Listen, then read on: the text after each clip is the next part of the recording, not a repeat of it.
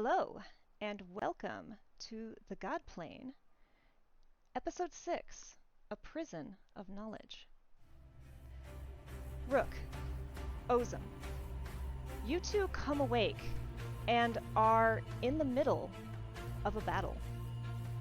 Hordes of zombies swarm all around you as you rush through a towards a crag-like cave in the cliff ahead. Ozum, this place is very familiar to you. You fight your way through a long, narrow crevasse. Jagged cliffs loom to the left and right as hundreds of undead shamble towards you. You're both already fighting, your bodies reacting automatically to the threat, and you feel like you've been fighting for a while. Sweat clings to each of your faces as you suddenly find yourself surrounded by undead.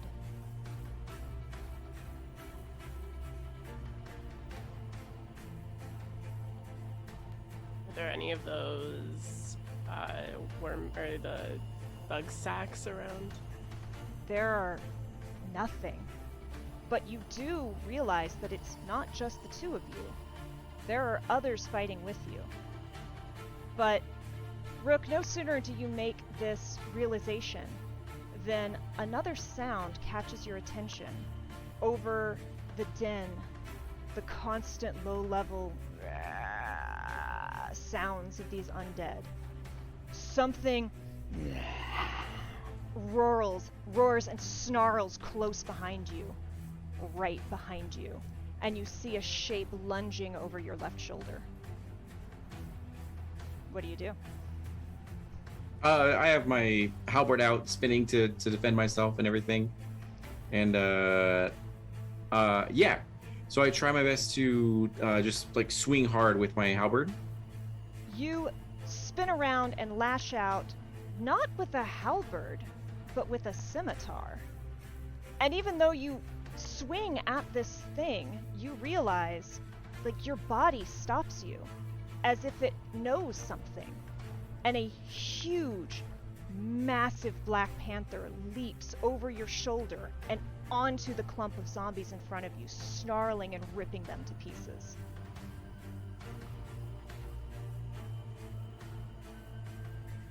Rook will be extremely confused and look over to Ozum. Do I recognize Ozum, or in this dream do I not? You recognize Ozum, and that you understand in that weird way that you understand things in dreams, that is Ozum. But that is not Ozum. You see before you a human with a neatly trimmed blonde beard and long hair. Still looks very barbarian and in a rage, but is swinging not a battle axe, but a giant hammer. At that point, Rook, you look down as a siren wails for some reason in this crevasse.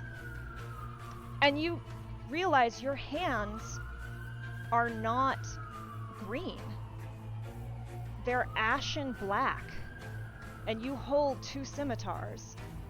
And even as you're coming to this understanding, your body is still going and moving and fighting as you spin and slash with an innate understanding of these weapons.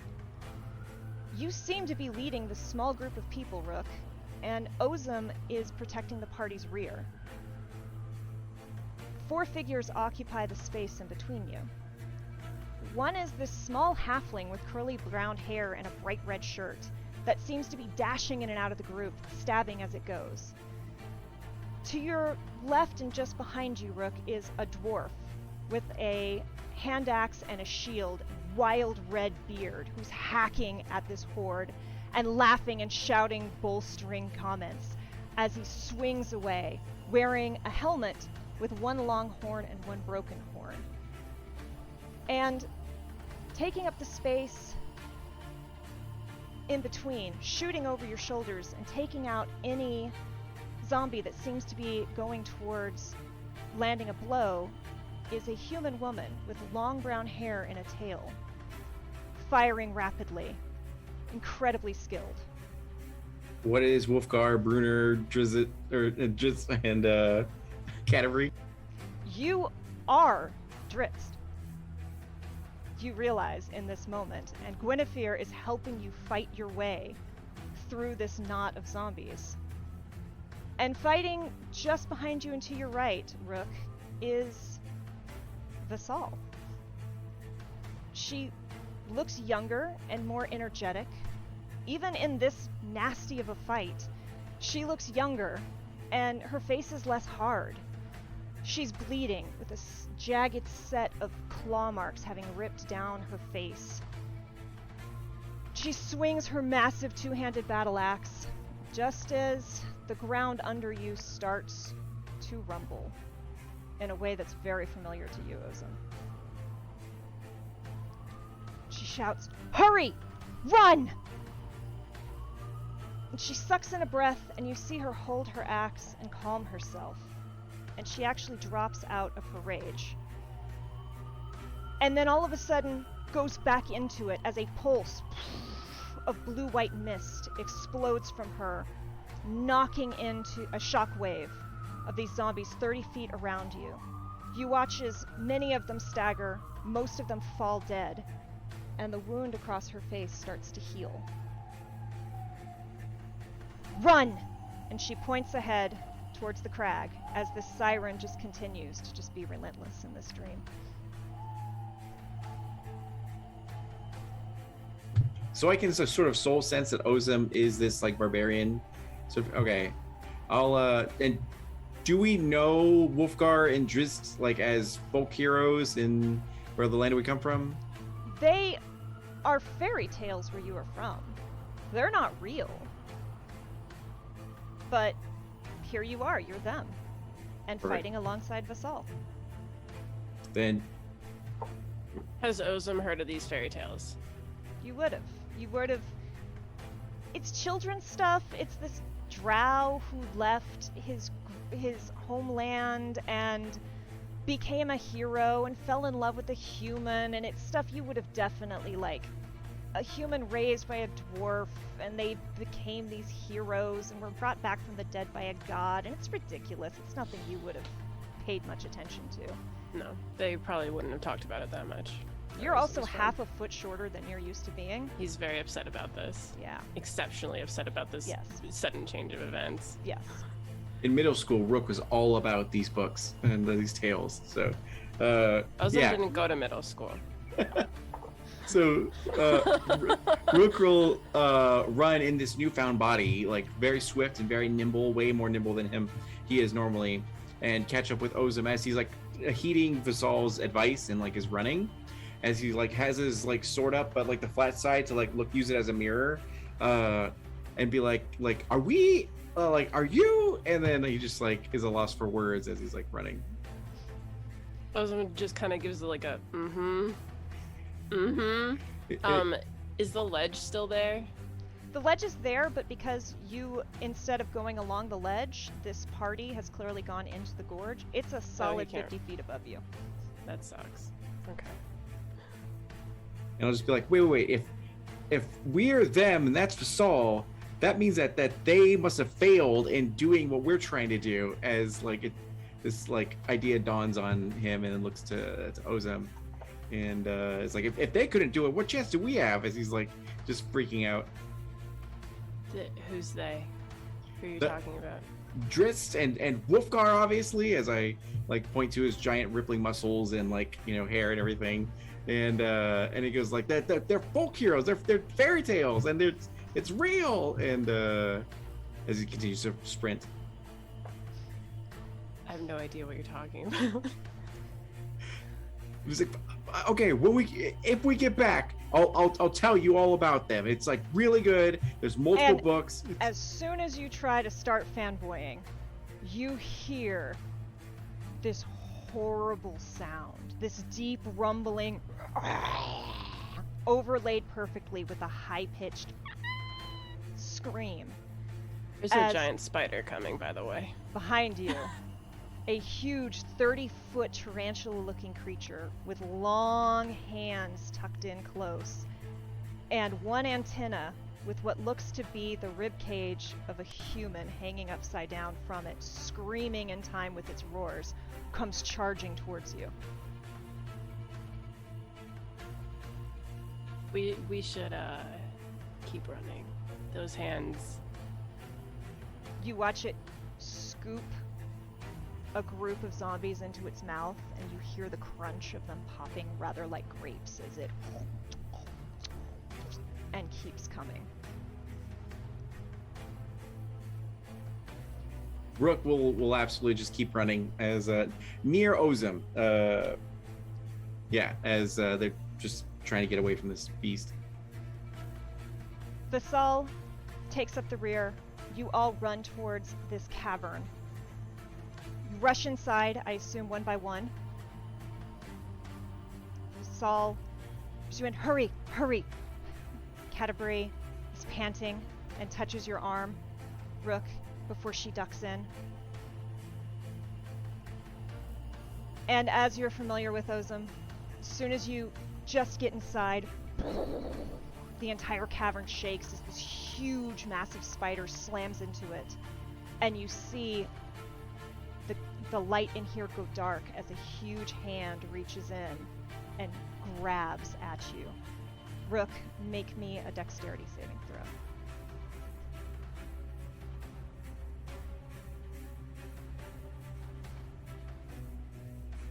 throw. That is a 4 for Rook stats. I don't know what Drizzt gets.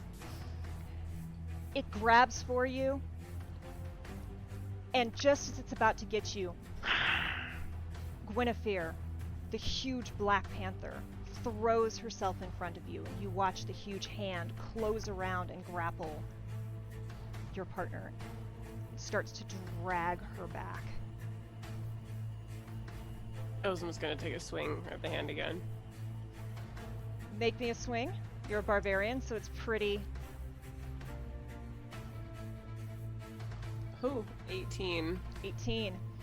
You swing, not your axe annoyingly, but a hammer at this hand. It cracks against a finger. You hear the creature, and that high-pitched scream overlapping it.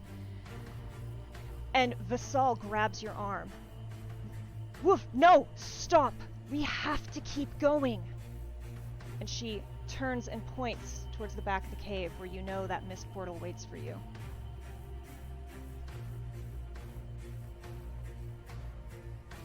Ozum will just kind of look at her and shrug and then walk to the back of the cave, I guess. Rook will also do it, and then right next to Ozum, be like, I just want to say it right now, just for the record, I'm extremely jealous I didn't get Wolfgar, because my favorite character. And then he just runs to the mist. Vasal looks visibly relieved that you're all coming. She looks to you, Rook, as you're running, and says, she'll be fine. You are not of the dreaming worlds. This is only a dream to her, to you. She'll awaken in her body as if from any other dream. I need you, Drizzt. Let's hurry, time is short. And together, you all step into the mist portal as it closes around you into a rather welcoming, comforting space. And hello everyone! Welcome to the Godplane. I'm your DM, Kay Purcell. This is an original 5e horror campaign co-written by myself and David Lee, who is full rubber ducky in the chat. Before we get going, and I take a minute to adjust the layout because it is not perfect right now, I do want to give a couple content warnings. This is a horror campaign. It does contain elements which some viewers might find disturbing. If you didn't know the characters from the intro, that's okay. They're Drizzt. They are part of D&D canon. They're awesome, and I'm sure Dee can fanboy at us later. Please do approach this stream with some caution. Know your own limits. Take care of your mental health. I have worked with our crew here. I know their limits, so if you see us change suddenly or we need to nope out of a situation, they'll let me know. We got this. Don't worry, but you take care of you. With that, I would like us to meet our wonderful cast, starting with Sophie, who is playing Ozum. Tell us about your boy, please. Hello. So my big beefy boy is not the one whose body is currently inhabiting. Ozem is a big old 7'5" tiefling barbarian with a whole lot of baggage. His pronouns are he, him. I'm Sophie. My pronouns are she, her. And you can find me on Twitter at Subatomic Mints, and you might see me in chat as Not So Gladiator. Beautiful. Oh wow, that's actually messed up. Let's go to Willie, please. You are muted, Willie. I gotta find There you my go. button. There I found you go. it. Good job. Hi, I'm Cozy. You can find me anywhere as Cozy, and I'm playing Willie, the shortest heart and disaster of this group.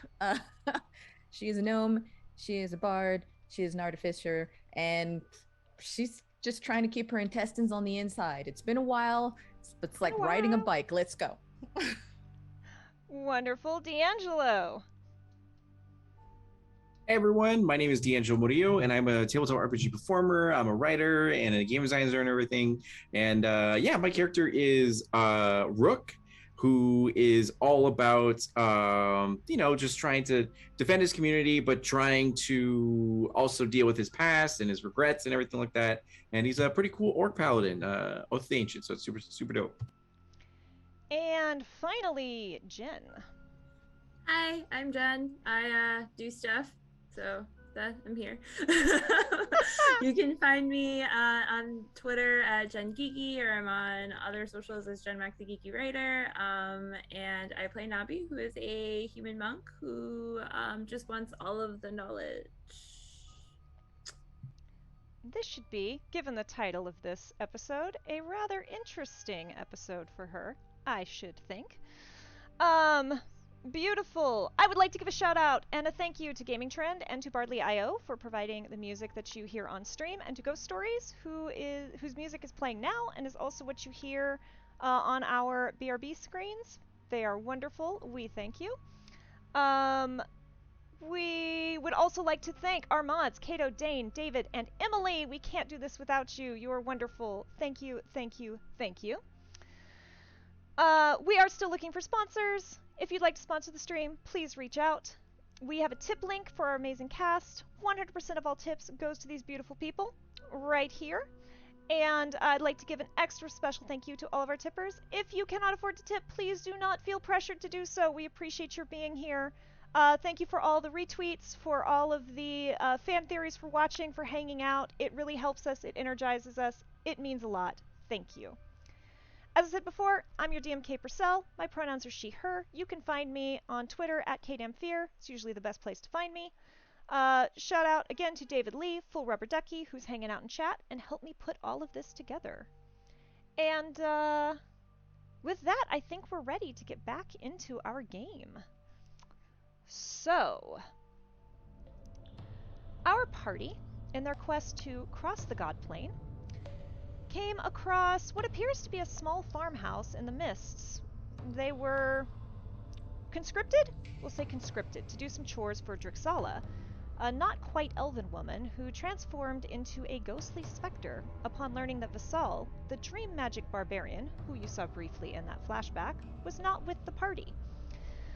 One by one, the party completed their tasks. Rook by pulling a dark root from the heart of a stump that was also a rather familiar spirit in the conservatory. Ozem by removing a very familiar ghostly woman from the master bedroom.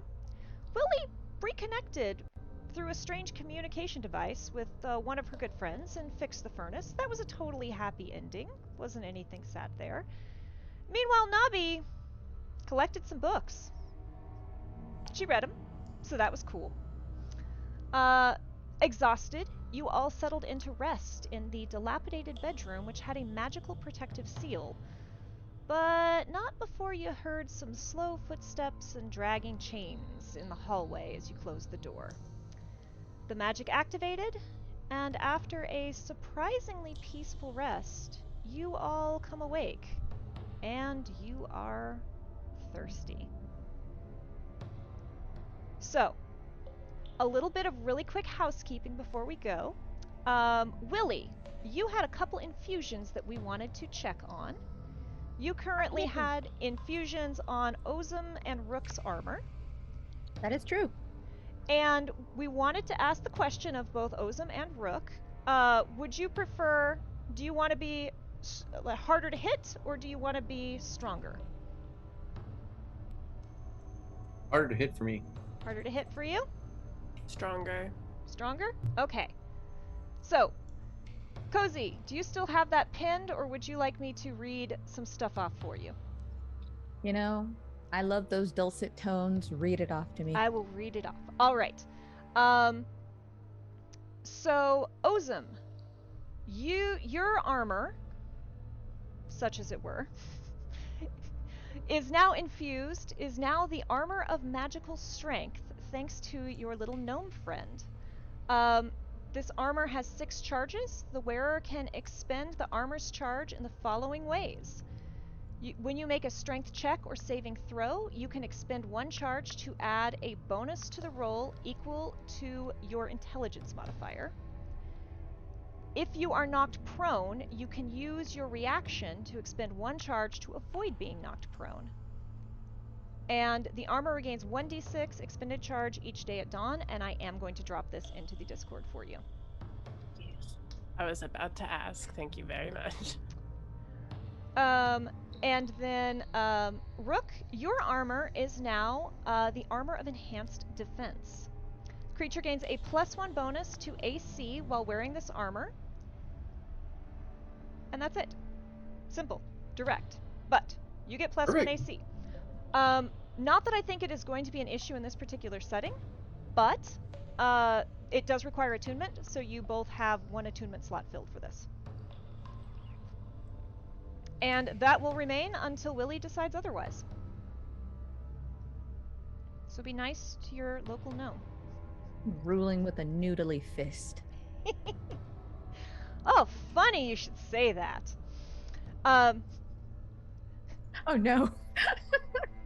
Not right now. It'll come back. It's gonna be nightmare noodles. I just know it's gonna be a deep cut.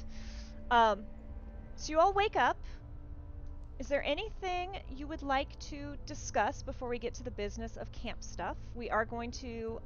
You are thirsty. We're going to roll drinks. We're going to roll stability checks, and I will remind you, those of you who have inspiration, you can take time at camp to talk up your friends who maybe need a little bit of help and give them advantage. Basically give them your inspiration for their stability roll, if you so desire.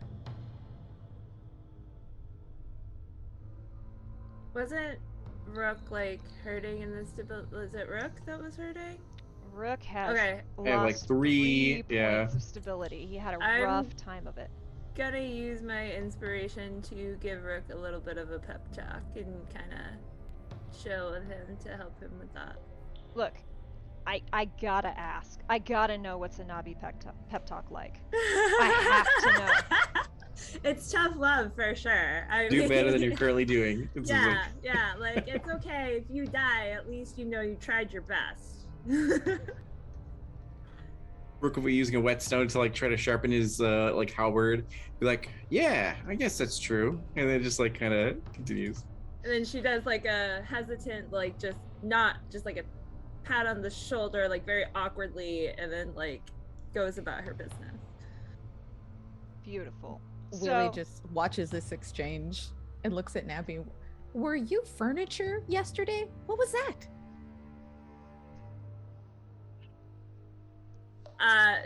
Nabi's kind of confused by her question because she clearly was not furniture yesterday, so she's not sure. She like gives her like a confused look and then just goes back to walking to the other side of the camp, wherever we are. Willie throws up her hands, looks at Rook and goes, I'm so sorry. It's progress. It's a lot more like, you know, that emotional growth is there. You can see it, so it's good. I appreciate it. Well, at least one of us has a microscope.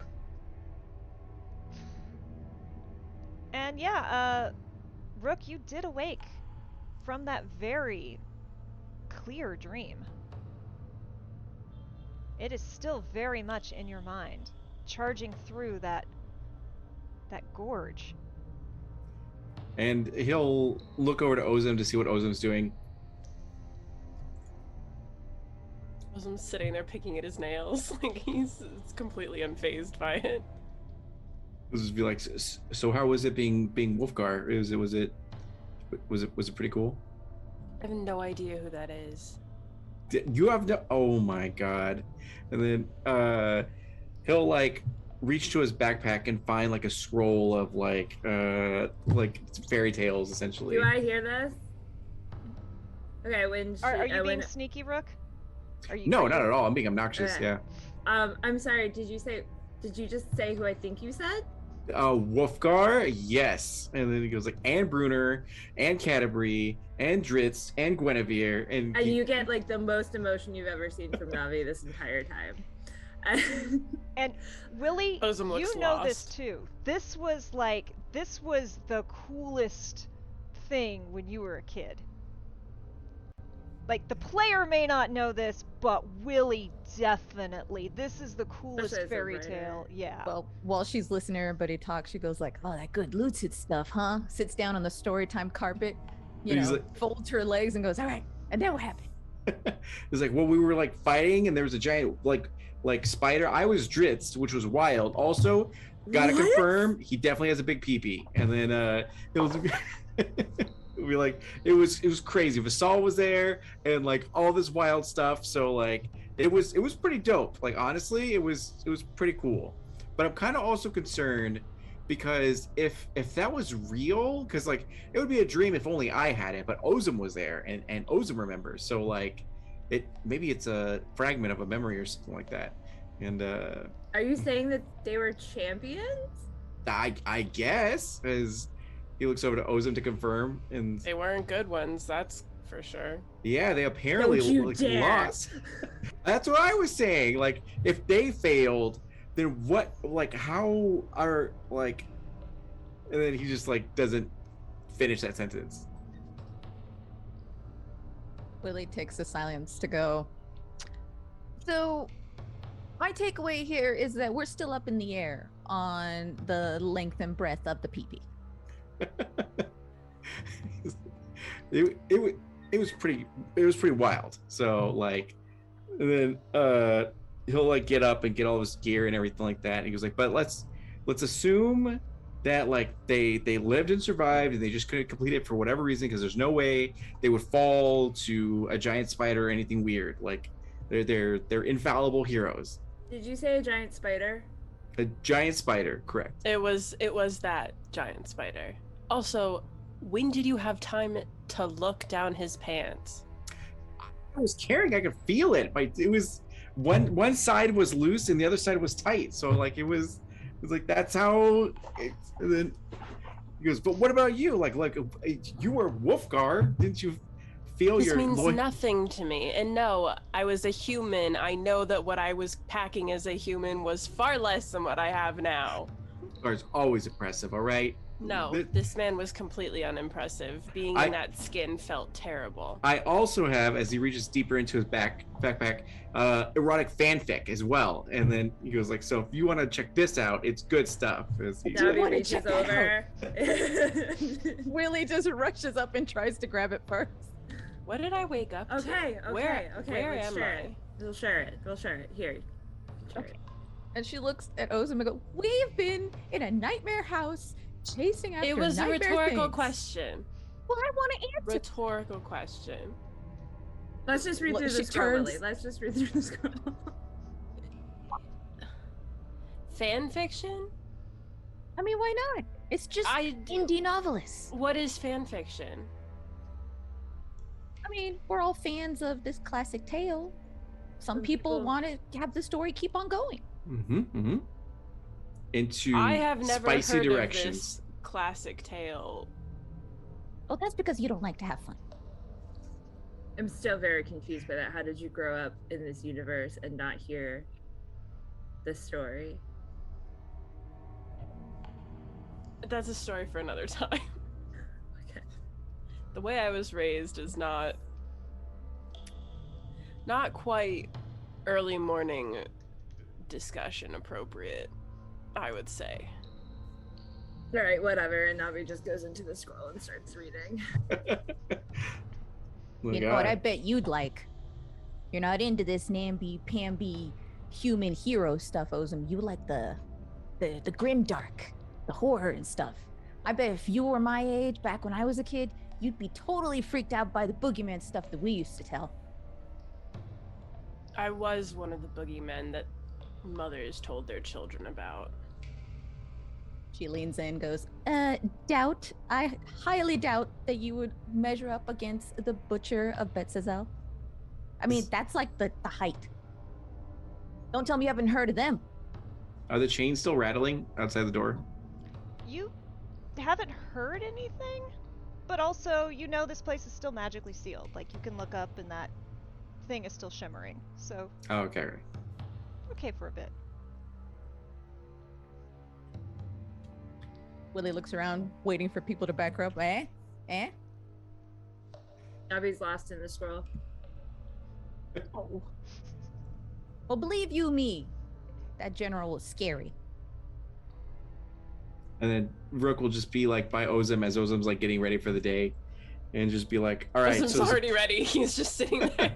there's a place called Menzo Baronzon, right?" And then he just like goes into detail about everything, and then yeah. Be there for If Rook days. finishes, he's just gonna go, I wasn't listening to anything that came out of your Oh, mouth. he's just gonna keep on going. It's like passively happening in the background. Be like Zactafine was a great dad, but like what happened was, and then like as he kind of looks to everyone and goes like, "Is everyone good to go, or should we stay here for a little bit?" I'm good. Yeah, whatever you guys want to do is fine. I mean, Little gnome, I need you to know, whatever ideas you have or what you think could have potentially been worse, that little mind of yours cannot comprehend exactly the level of absolute shit that I could tell you about. well, I don't see you doing it. Like I said, not really, especially for you, not quite anything I think you'd want to hear. And I don't want to have to carry you around until we inevitably die on this godforsaken space because you have a mental breakdown because of the shit that I tell you. So, If I could hold my own in this haunted hootenanny, I'm pretty sure I could handle a scary story. you can't. Well, since you're not telling it, I'm just gonna assume it's piggies and rainbows. But I'm ready for adventure. I will gladly let you be the one that opens that door first to whatever was rattling those chains all night. I will be ready for adventure once you open that door. There you go. There you go. And Rook Hey, will just let me just finish this chapter first. Hold on. and then Rook will open the door and We gotta do some camp stuff before you open the door. But, so, you all wake up, and you are thirsty. Your water skins have refilled. Who is going to drink? I am thirsty.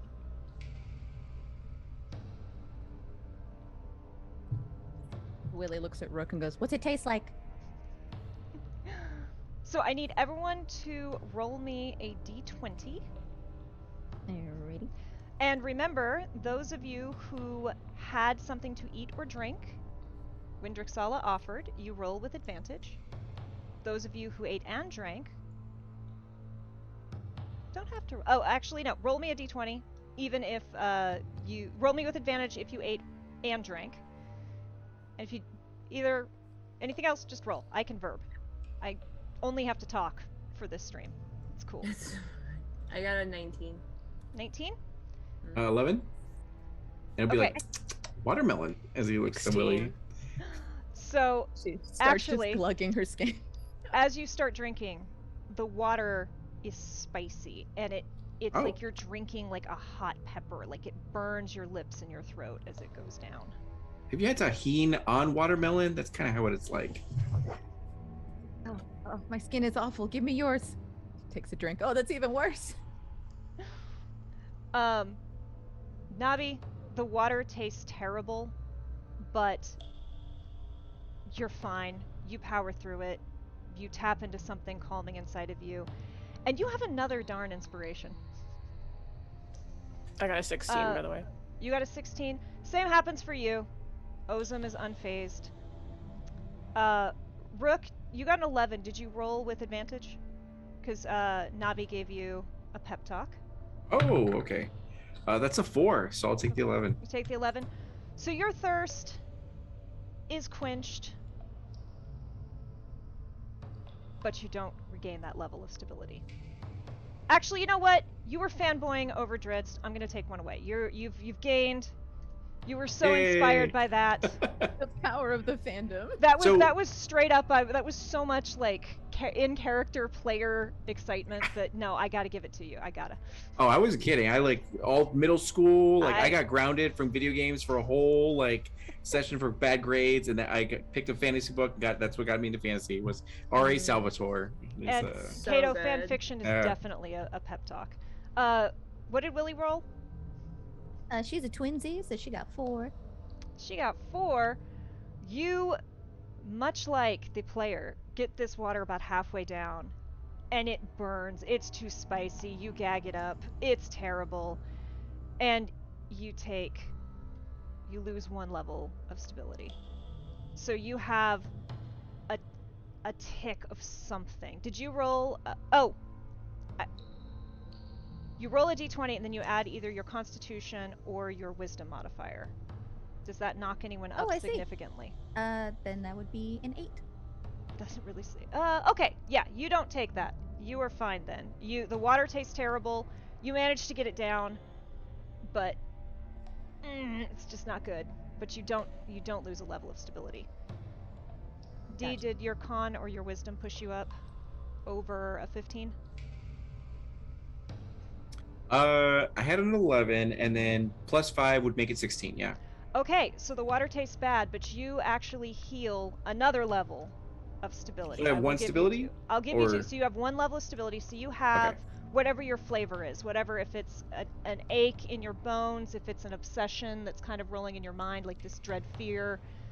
But there was so much fanboy that I have to give you that level. Thank you, I appreciate that. Yeah. Ozum actually slept rather well. So you all get ready, you pack up your things, Nabi finishes her chapter, and you're ready to step back out into the hallway. Before we do, I have to ask, did Rook write the fanfic or did he acquire the fanfic? You don't know, alright? And who is being shipped? Dritz and Wolfgar, obviously. They get trapped into a cave one snowy night and can't escape, and they have to go together for warmth, and then It's good stuff. feelings are explored. Yeah. Yep. Yeah. Beautiful. 11 out of 10. I'm afraid of how broken this is going to be because I did not check that. Oh, not bad. Okay, so you gather your things. You are I'm showing the audience the map. You are in this 19th room on the 2nd floor. You have completed all of your chores. You have rested for the night. And you are prepared to step in the hall and continue your quest wherever this will take you. Ozum is gonna listen very carefully through the door, like around any seam in the door. Give me a perception check. Yes. 12. 12. Oh wait, do I get +2 on that for Rook being there? Those are Only on saving throws. Oh, okay. Yeah. You don't think you hear anything, but you're pretty confident that you don't hear anything. You're just not hearing something that's there. You think.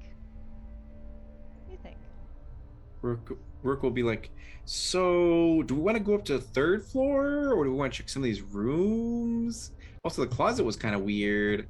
Do we even need to be here anymore? I mean, the information in your book was something we wanted to explore after we had a rest, right? It seemed important. Right. The other books I found. Right. Yes. Correct. No. You probably should. You did read all of the books last night. Yes. but your job was to collect them and deliver them. Deliver them. Okay. Yeah, so I have to deliver these books to Crazy Lady? What's her name? Drixala? Drixalia. Drixalia. I gotta bring these back downstairs, I think. Oh, we read them last night, and I thought that there was information that we wanted to look into. I mean, we were excited about it. Like, what was it? And she tries to reach for the book. Like, I forget what page. It was something to uncover the secrets of success. I mean, what does that mean? Success to actually finish this stupid mission that Basal has us on? Like, we should check that out. So you're saying go to the attic first, then deliver the books? Well, I mean, we're already here, and the attic sounds like scary. Maybe we should check the closets first, just to gauge. Wasn't the How we're consensus that the library is in the basement? Yes. There was no basement on the floor plan. Same with this attic. It wasn't on the floor plan either. Nope. Just a staircase leading up, right? Yeah. You do see the staircase, but you don't know if that leads to an attic, a third floor. There was nothing other than these 2 floors drawn out to you. We found that doorway that had stairs leading down that we didn't close. Well, I guess Willie found it, but Oh. and that's where the thing came from. You found a hidden doorway, but you never went into it. Oh, I thought we saw that it was stairs, and that's why we didn't go down. Nope. You Huh. you booked it. You saw a little boy say, "You let it out." Oh, yeah. Should we pop in the attic for like 2 seconds, or should we just not touch it? No. All right. There's an answer to actually finish this never-ending quest and get out of this hellhole for good. And I'm not just talking about the house. I'm talking about this whole misty maelstrom. We should at least check. So, now we start taking out the books and start flipping through them. According to the things that they wrote, every closet in every room seems to like invite the people that were here before. Also, the basement and the attic, they never investigated at this point in time. But the entrance to the library is in the basement. So if we were looking for the library, which might have information on the nightmare, we need to go to the basement. Okay, I like that plan.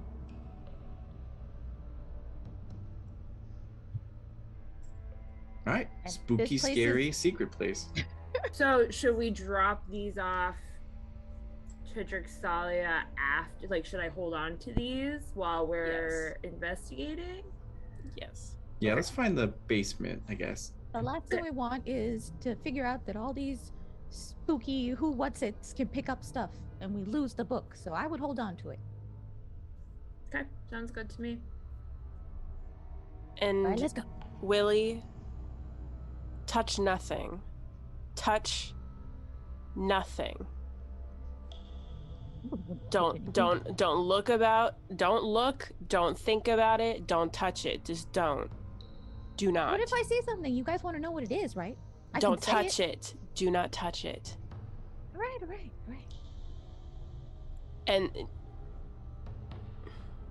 are you sure? Are you sure? And Go ahead. His eyes kind of flare a little bit. and was the secret area on the second floor or the first floor? It was the first floor. First floor, okay. I guess we gotta go downstairs. Is it? So, okay. And just keep your eyes and ears open for the thing dragging the chains. Ah, right. Yes, that thing. Sorry, I was distracted by visions of the fanfic in my head. I was about to say. Reminds me. So they find this cat statue right in the middle of these caves. It's like super dope, and then like continuously. What about a cat statue? And all of you except Ozum see Ah, a pink cat, hairless, save for pink wisps of mist that seem to form fur that comes and goes. Oh, you're awake. Ready to finish things up? can you tell me about the library? Oh yeah.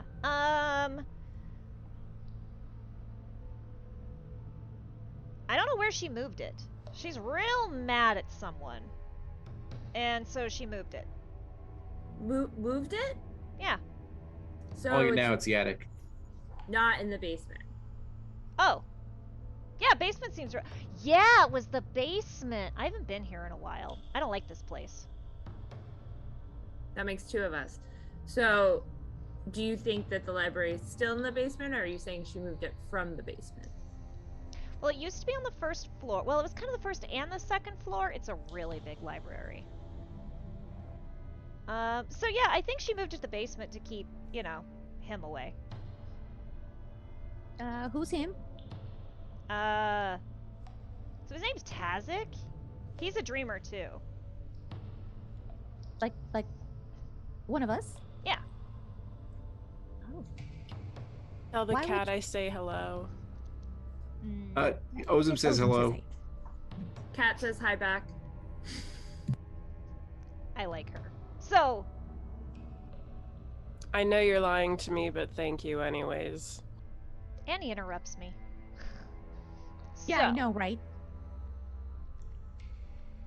No pressure, Rook, but just reminding you, our offer still stands. Nabi, so you don't feel betrayed. Willie, just so you know, I'm a friend. I want you to succeed. I'm really good with things like demons and devils and mist and all that sort of thing. So if you ever need a little bit of help, just let me know. We can make a deal and I can give you some advantages in this place. She looks at Rook and Nabby. Did you guys get advantages from this place already? I mean, we made it this far, didn't we? Looks at Ozum. They got advantages from this demon cat. Is the cat offering you a deal? You should take it. Are you offering me a deal? And should I take it? She asks the cat. I am offering you a deal and you should take it because I like existing. You like existing. We should keep existing. Well, they Alright, say I you like should this never. deal. They say you should never accept a deal first, like outright. You gotta like ask for a little bit more and see if you can sweeten the deal, and then. She looks at Rook and goes, "Oh, I should haggle. Oh man, I'm not good at this. What do you want, cat?" So, I need a little piece of you for a connection. Not that you don't have to cut off any body parts, and it's not your soul. Everyone's always so concerned about their souls. I don't care about souls. I didn't even think about that. I thought you just wanted like love and affection. Oh, I'll take that too. You already Okay. gave me a name, which I'm very grateful for. I am good at that. Hmm. Can you tell us how to win?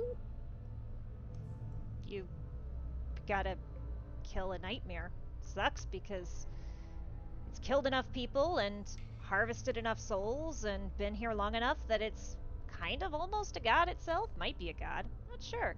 Can a devil okay. become a god? I'm already like pressured, so let's put a pin in that. I meant like this haunted hootenanny. Oh.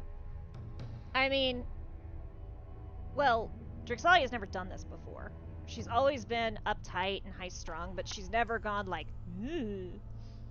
But she is friends with Vasal. She's helped a lot of dreamers, so I think if you just do what she asked, she'll let you go. Well, we did. We just finished it. How do we make nice? Drop off the stuff she wants? Okay. We were planning on going to get more information, hopefully about how to beat the big bad. Should we do that first? Usually, maybe she can let you into the library. She can tell. She knows it's her house. She knows the layout. I mean, and if you help her, she probably owes you at least that, right? She turns around, looks at Ozum. If we drop off this stuff first, the scary lady could probably let us into the place, the library. I would love it if I could hear the cat, so that we wouldn't have to play a game of telephone. Yeah, but it's more fun this way. He says so you can't hear. I know. Cat also said Drixalia was moving the library so people could have access to it. So that makes me a little nervous about asking. Also, were you around? Like, did you see Dritz when he was like? Were they here? I don't think here, but we were in like some weird Uh, But did they come here? Because everybody has to Oh. come here. Are they showing you Oh. visions of past campaigns? yeah, I was Driz. He was just, cool. Kind of a Mary Sue, admittedly, but like, and Ozum got to be Wolfgar, which was super dope. But like, Wolfgar took the deal, Dritz didn't. See where it took him? Wolfgar took the deal. Then why isn't the cat showing up to me? Because you smell What? like purple. said you smell like purple, which I kind of agree with. Some- Willie watches everyone seem to understand that, and she tries to subtly lean over and sniff Ozum. Like, what the heck does that smell like? I kind of wish I smelled like purple though. So No, you don't want to smell like purple. Are we at the first floor yet, or is this a really long staircase? Y'all haven't even opened the door yet. yeah, no. Oh, Ozum, we opened the door already. Yeah. Okay. Ozum, does Ozum know what you mean by the smell like purple thing? Like, is there? No. Okay. You can potentially start putting some pieces together. But I don't know if you're there yet. Because from my Listen. understanding, we were already in the hallway making our way down to the Okay. first floor. Yeah. So whoever opens the door, roll me a d20.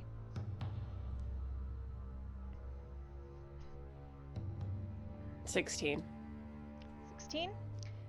You open the door and you see this magical symbol flicker and start to crack, but it holds. And you feel like you might be able to use this room one more time, maybe? So, you all step into the hall, through the main room, the main upstairs room, where again you see the portrait of Drixalia, this man whose face you can't quite focus on, and 3 frowning children. You turn the corner, go down the stairs.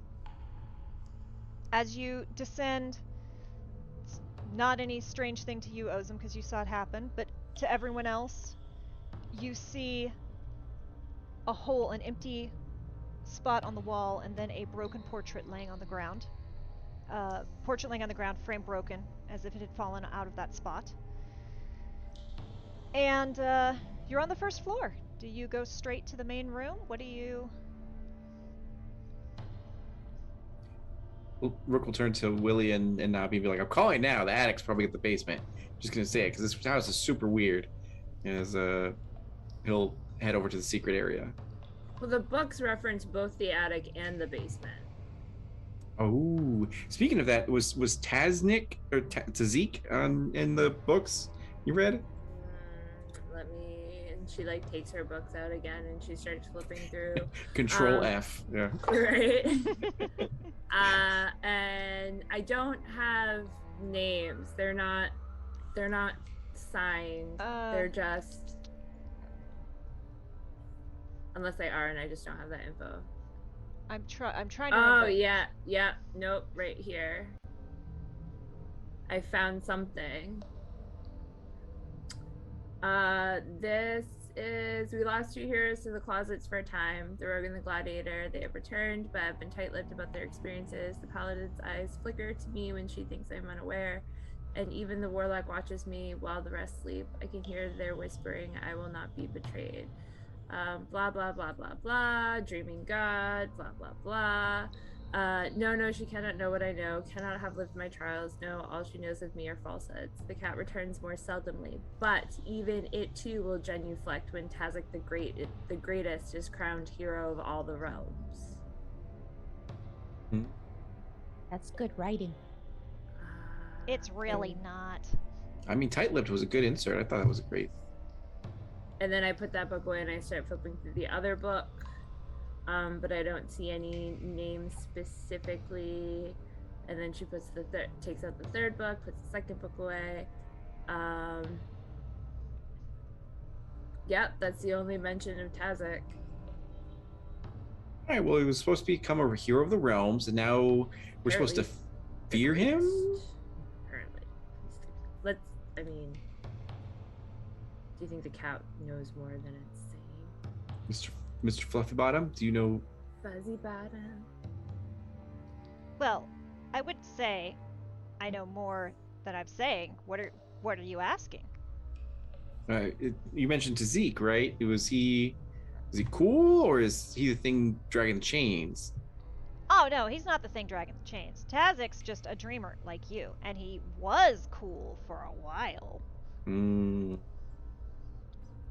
But people like him, they're a little like you, Nabi. They're either really cool or become really not cool quick. That's why I like you. You're fun. Rook will turn to Ozim and be like, "We mentioned a person named Tazik, and it's apparently in the books that he's supposed to be hero of the greatest realms, and he was super cool for a while, and then became not cool. So Nabi, find roll us- me an insight check. Is the cat letting you tell me this? Oh yeah. I mean, it's a cat. What can it do? Okay. 16. I can don't do think a lot, it's just a thank you. cat, Willie. It's not just a cat. Don't make me like you. With a 16, Nabi, you get the impression that these journals were written by this Tazik guy. This is a third person, and you notice between the books the handwriting has changed, and it's started very elegant, and it's kind of becoming more scrawling as it goes. So, she's gonna like have a thought, like a intuition-y thing, and she's gonna like go scrolling through the books one more time, and then she's gonna be like, I think these were all written by this greatest Tazik, and He's I not the mean- greatest, he just likes the sound of his own voice. yeah, but the handwriting gets a lot more frantic, a lot more sprawled out, a lot less neat, a lot less. And I've definitely read of people like as they kind of deteriorate mentally, their handwriting can shift and change along with it. I'm gonna have to pour into these some more, I think. I find us dangerously meandering around what happened to this Tazik individual. And like Willie puts her hands in her hair, she goes, "This just sounds like he lost the plot and things went nuts. And after the stuff that we've seen here, who knows what could happen to him? This could have been just Asimov all over again. Just, getting into people's minds, knowing their fears. And what if that happens to us?" I'm sure we'll be fine.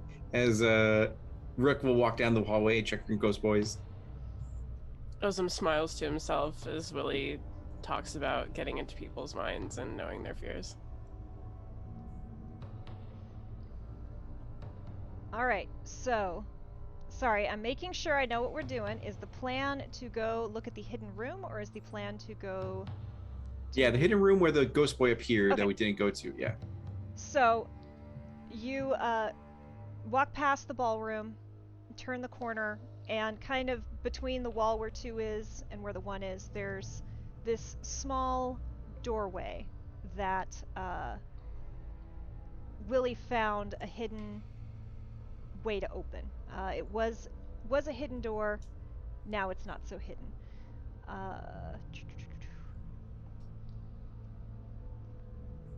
Sorry.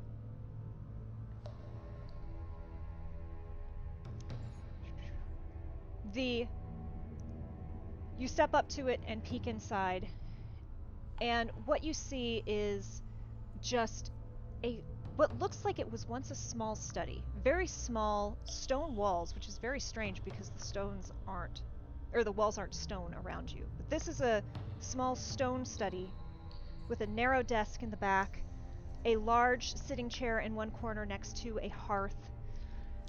But it has been wrecked. It has been ransacked. There are claw marks in the stone. The sitting chair has been toppled over and torn to shreds. It looks like something very large was caged in this space and clawed its way through it. Anyone who's especially paying attention, roll me a perception check. I think everyone. Gabby is not paying attention because she's shifting. She's like flipping through the books and just kind of following through her peripherals, watching what everybody else is doing. I was gonna ask if she was still on Got a the 3. fanfic. I got a 5. 13. 13. Ozum, as you're looking in this space, and I assume you don't all go into it because it's large enough for maybe the 3 of you, but Ozum, you just straight up don't fit. So you're still kind of staying on the outside, and you see this little ghostly boy peek out from around the corner near where the door to the furnace is and go, "You shouldn't have let it out," and then ducks away again. Can Yeah. Ozum go towards the boy? And just for clarity, you said that Ozum in their barbarian sort of gear is bigger than me in my armor. That's how big Ozum is? He's over a foot taller than you. Yeah, but width, I was just like, He's oh, huge. damn. He's big. Okay, But also, like, 3 people max can fit in this little study. It's a very okay. small place. So yeah, you step to the thing, you turn around, make me a perception check. Me. Yeah, if you're chasing the boy. 21.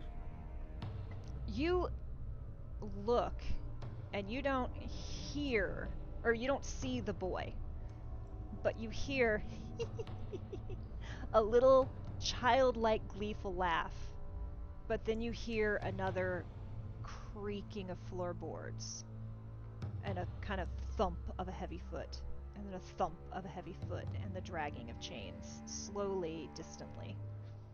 Distantly, it's not that close. It's not that close, but it's also not that far. Okay, And he's it not is that worried moving about it. slowly. He's going to try to do what he does and is going to try to get some information out of the boy, even You if he's don't not see the seeing him. boy. He's Yeah. just going to talk. He's going to Okay. talk to the air and ask questions to the air. Would you mind telling me a little bit more about what we shouldn't have let out? Make me a perception check.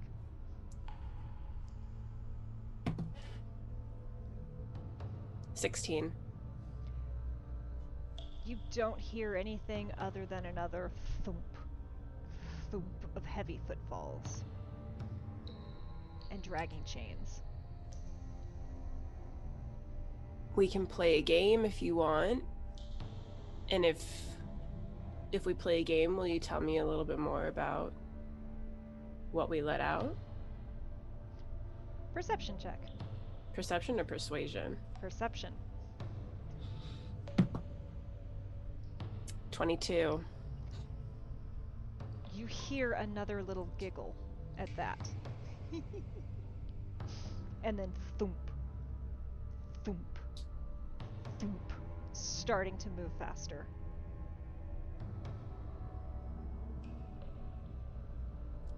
Can he tell which direction it's coming from? It's coming from down the hall towards the originating from where the stairs are, but coming down that hall. And Okay, William, so by room 16 and 15, isn't that close to where they are? Because I'm So- by the furnace now, right? Yeah, the little boy was kind of went around that. You were standing near in room 1. The little boy kind of vanished around that corner. And so you Okay. are probably either right at that corner or standing in that little intersection near the door to the furnace.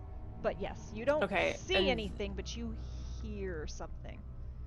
And they're by 16 and 15, right? That's where or are they in room 2? I forget where the other door is. They're kind of at that wall where the number 2 is. That's where that hidden door is. I'm trying to Okay. tap it, not that you can That's fine. see. He is going to walk into that hallway along 11, 15, and 16. Mm-hmm. And try to be,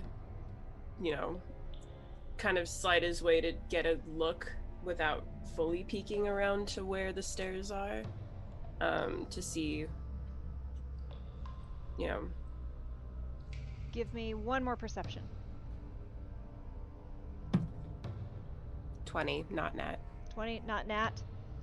You are still hearing this thunk, thunk. And you hear, again, a sound like a child panting a little bit. And then you hear chunk chunk as it sounds like chains are starting to drag down a set of steps. Stairs. Okay. He will move back towards room 1 and very quietly tell the others, don't make any sounds, do not act surprised. But if you're not hearing it now, the chains are currently coming down the stairs. Nabi looks up from her book and is just like, okay, don't, okay, and then like goes back to her book. Shouldn't we run or something?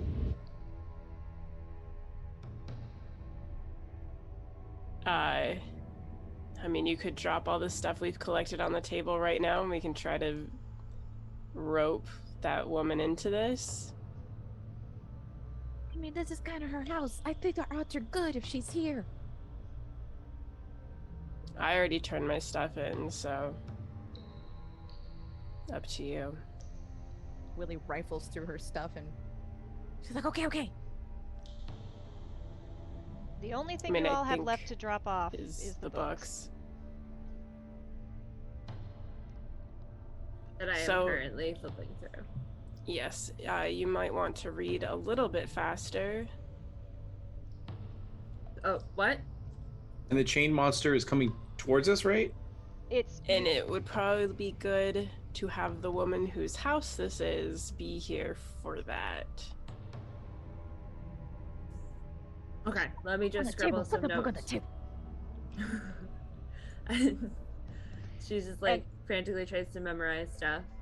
And as you turn around, you do notice that the table that Ozum broke, which went just scattered into 1,000 splinters, is now whole again and is standing in the middle of the room with the root, the heart-shaped root, laying on top of it. So Nabi's gonna take the books, and can she? Because she has no idea. She was just following through peripherals while she was reading, but can she like look over and like toss them onto the table? Is it too far away Nope. or? Nope. Okay, she's gonna do that. She's gonna like, oh shit, and then like. Toss So yeah, them on. you do have to leave that little hidden room, but you're Mm. in that main room 1, and you drop down the books, and as you do, Drixalia, though not in this beautiful, warm form that we see on the stream, but in this gaunt, ghostly form, appears. And she looks around at all of you and the items on the table, and kind of seems to think a moment, and says, You have repaid the kindness shown, and proven yourselves to be honorable. Fine. And she waves, and all of you except for Ozum feel... It's like a wound suddenly heals. It's like a shard that was a splinter in your arm that you didn't realize was there was pulled out, and you suddenly feel no longer in pain, but you hadn't realized there had been that sharp pain of a missing part of you returns. I apologize for the mistrust, but dreamers have not all been kind to me. Question. She half starts to fade away, and then she stops. Yes? Was the basement in the attic? I don't have a basement. But we were trying to find a library and they said it was in the basement, so like... Oh, you want to go to the library. She waves a hand and says, all right, you may enter the library through the attic. You will have to go back up. I'm not rearranging things again. Question. Yes? What is the thing with the chains and the heavy footsteps? The thing with the...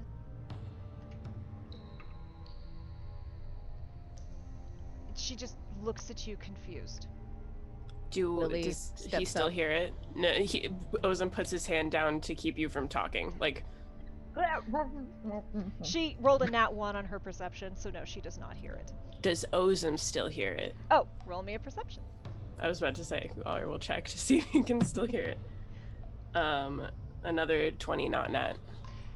It's faint. It's no longer ka-chunking downstairs though. It sounds like it's dragging across a level floor. Ozum is going to say,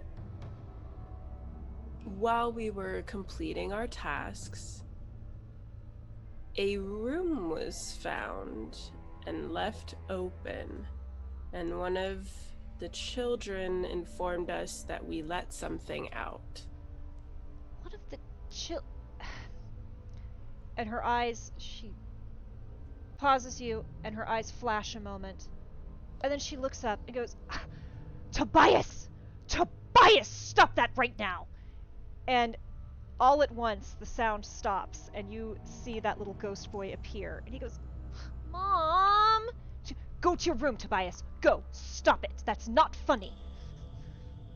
And the little ghost boy shoves his hands in his pockets and sulks away. He wanted to play a game.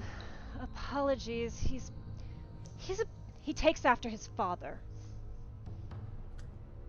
To be fair, I did offer to play a game with him, so Yes. Well, partially my fault. And are the chains gone now?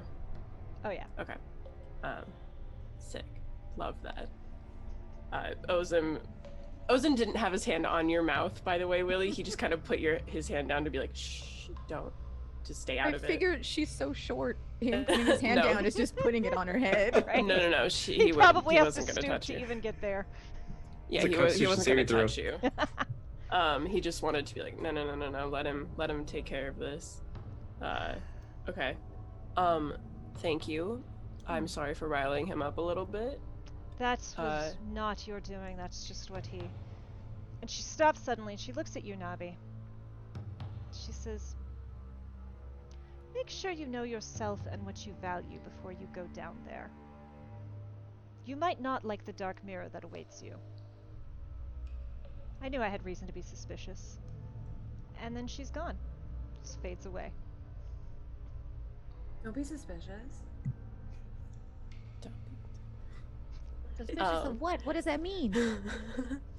And then Rook will be like, all right, let's go to the attic. Totally had it right the whole time, as he has too much confidence.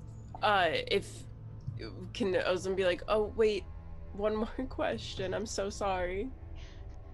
Shut it out. See what happens.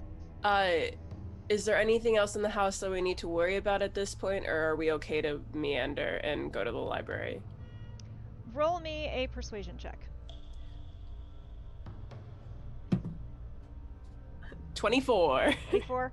She doesn't appear, but she does say, you do hear a voice. I can't promise what will happen if you poke around, but your way should not be blocked. Okay, so no poking around, just straight to the attic. No dolls. No dolls. Do not touch anything. Even I in the tried you library. The first time. Even in the library. Don't poke around anything. Man, there's so many good books out there. I was gonna say, I can't promise around books. Considering what she just said to you, Yeah, what does that mean? I don't know. I don't know what dark mirror she's talking about, and there's no reference about a dark mirror in any of the books that I read so far. So I'll just not that's look at mirrors. troublesome. Troublesome. Okay, just keep me in check is all I'm asking. He pulls the rope off of his belt and is like, do you want another safety net? But what if there's baddies in there? What if Then we're there's just- more erotic fanfic as he's already up the staircase? Like, I guess he can do this while they're walking up the stairs. Yeah, walking Navi's towards gonna where take the staircase rope and is. like tie Okay. it around herself just to. She's leaving her hands free though. She's not. That's fair, but he just wants to be able to tug you back if he needs to. Same with you, Willie. Would Makes you sense. like the rope? My You bad. mean- There we go. I figured she was gonna run after Rook. Okay, Nabi is more the one that Ozum is concerned about, so he's okay with the tether on just Nabi for now. Nabi, as you go, you feel a slight weight and a weird combination of warmth and coolness settle onto your shoulders. as Mistcat appears draped around you like a scarf. She ruins everything. See what I mean? She's no fun. What is hi? Hi. Hi. Thanks for keeping my neck warm. But what is this mirror that she's talking about? She's on Nabi's neck, by the way. It's Miss Cat's on Nabi's. Oh, Thanks. she thinks you've got something in common with someone you'll find down there. Huh. Okay. Okay. Interesting. Is there a particular reason you're hanging out right now? Do you need something? What else have I got to do? You're interesting right now. What's Oh, this cool. fanfic thing you all keep talking about? Well, it's a really cool story. I'll let Rook. Hey, Rook, Kat's asking about the fanfic. You wanna?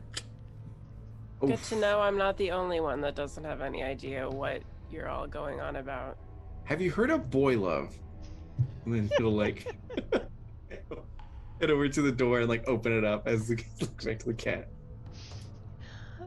So, this conversation continues as you all up the stairs, down the hall, and to the rickety set of stairs that leads up to a pull-down hatch. It's very strange that this ends in a set of stairs that goes up, and then you have to, again, pull down a hatch with a tiny little stepladder that folds down before you go up and into this attic. The attic has a stoop ceiling, and everyone save Willie has to stoop, even at the tallest part.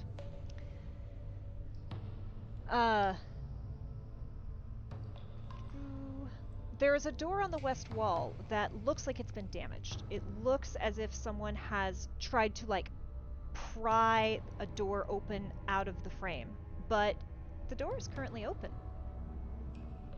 You assume that was Drixalia's doing. Thanks, lady. Ozum will just kind of sit himself down in a convenient spot so Navi can move around as she needs to, but he can still pull back on her if he needs to, because he doesn't care about a library. And Like he a doesn't kid. like being hunched over at an uncomfortable angle, so You will have to hunch through this door, but through the door is a set of stairs going down. Revealing the door is open, revealing a narrow wooden set of staircase descending into an inky, unnatural darkness. can we, with dark vision, see into said darkness, or no? You can see, but not as far as you feel like you should be able to. Interesting. I can't see anything, so I am blind. Someone tell me where the books are, please. Rook will proceed down into the darkness. Yeah, so what's your marking order? Rook, then Navi? I guess I could be behind him. Or if you wanna be Ozum- behind her, it's fine. Ozum will offer to, like, it might sound weird. He'll kind of like lift you, kind of guide you by your elbows and hold you up while you go down the stairs, and then we'll keep hold of you and guide you as he needs. That works. Okay. Yeah, if it's super dark down here, then I'll go to Willie and be like, hey, can you hit the lights? Yeah, I was wondering why we were walking in abject darkness. Why don't I just like hit some club lights real quick?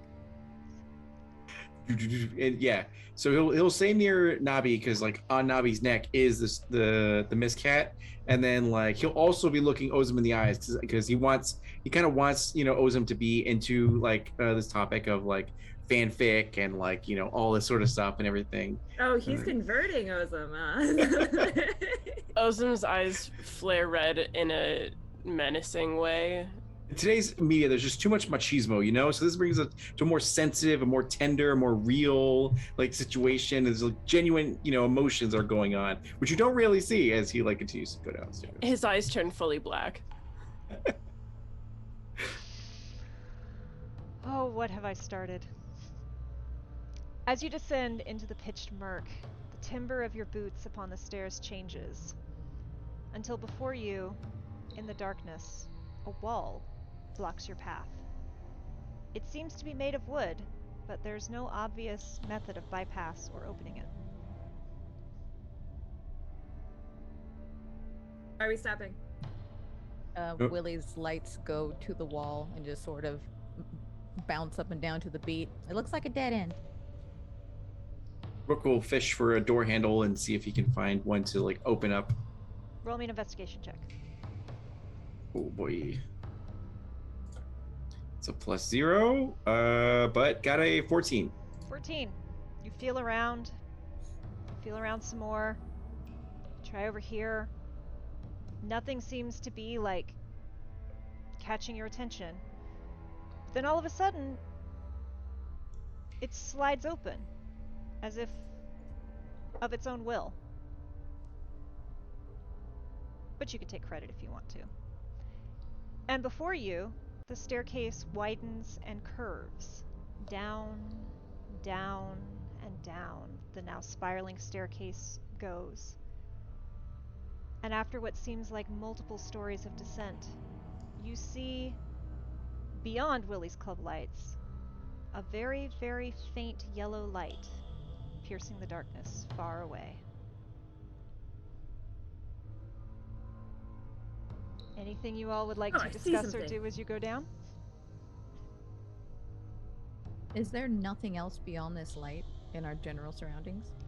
Your club light and dark vision both are only giving you about 30 feet of light, and you see now stone walls, a spiral stone staircase, and blackness, and deafening silence.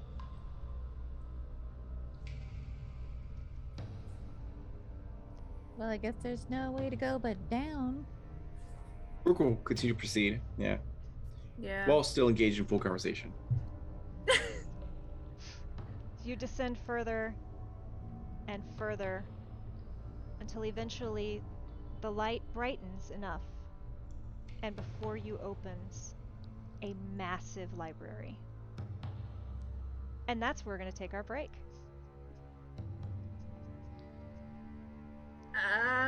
Nobby starts squeeing. We will be back in about 10 minutes. Thank you all for watching, and we will see you very, very soon. Aight.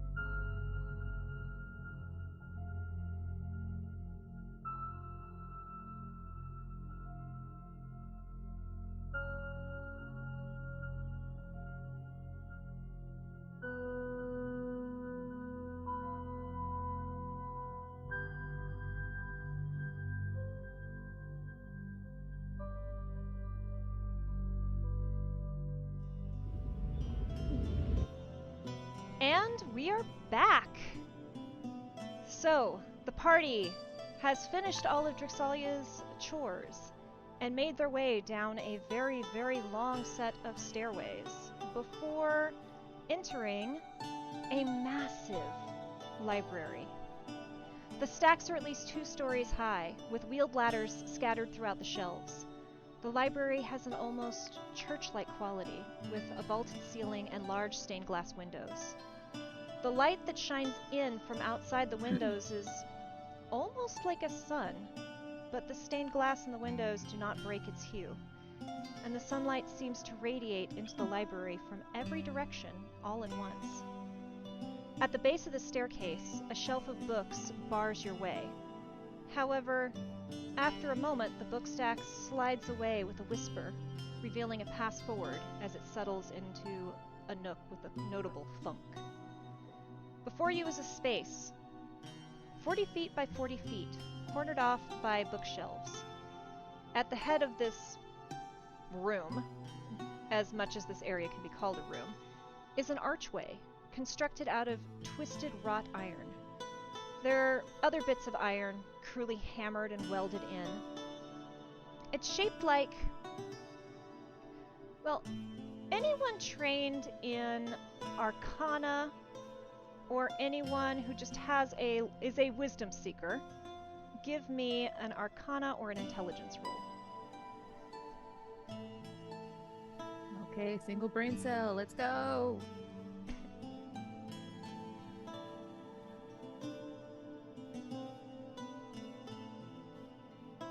Nabi, you can roll too. I got 21, not 20. Nice. Willie? 10. 10. Willie, you've seen it before. You couldn't tell anyone what it is, but yeah, that's the thing you've seen. Nabi, these are alchemical symbols. Before the archway stands, on the stone floor, is a large circle inscribed on the floor with what appears to be red paint, covered with what looks like salt. A polyhedric symbol dominates the circle, drawn in the same paint but without the salt. The blank spaces in the symbols are filled with alchemical symbols similar to what's in the wrought iron fixture. An unlit brazier punctuates the center of the floor design. Around the remainder of the room, you see a few large tables. One is buried in dust and covered in books, including books on history, abjuration, conjugation, evocation, necromancy, transmutation, dunamancy, and the study of several different languages, which... Roll me a intelligence check, Nabi. Nabi's drooling over the books. Yeah, she got a 5. 5. There are several languages you've never even heard of. And not just one or two. There are at least a dozen languages that you've never heard of here.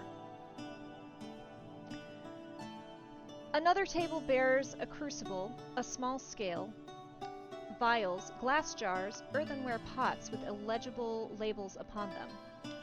A third table has a clay mug, a jug, both empty and dusty. Finally, near the polyhedric symbol, lay 4 people sprawled out on bedrolls. At first, they appear to be asleep, but it doesn't take you long to realize their chests do not rise and fall, and their skin is gaunt and pale.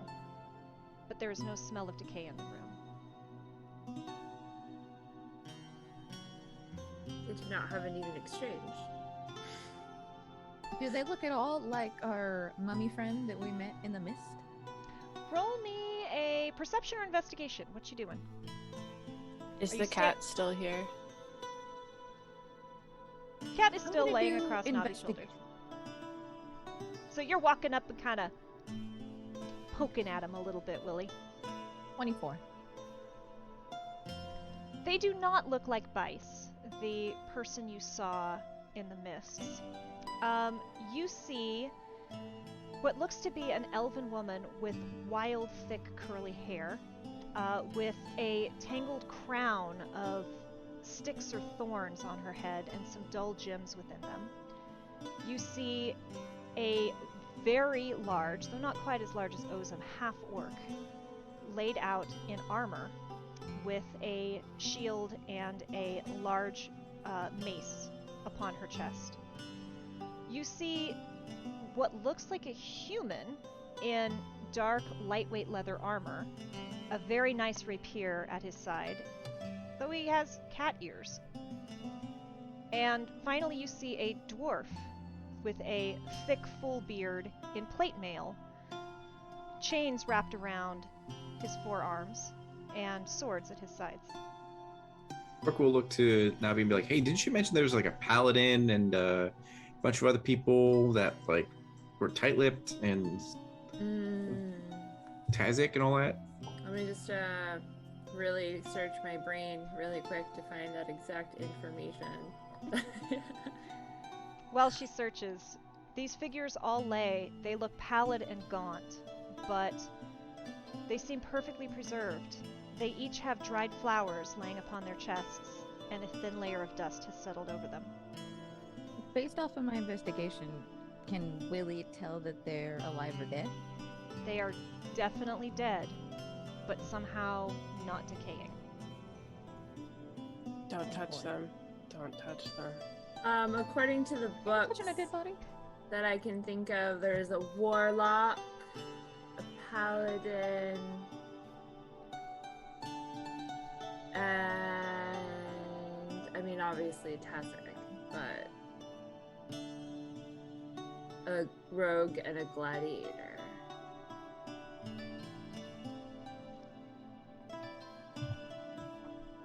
Well, I don't know who's who, but we got 4 bodies here and you have 4 descriptions. So make of that what you will. So, but that's outside of Tazarek, I think. Tazik's the only one that's not here. Is Yeah.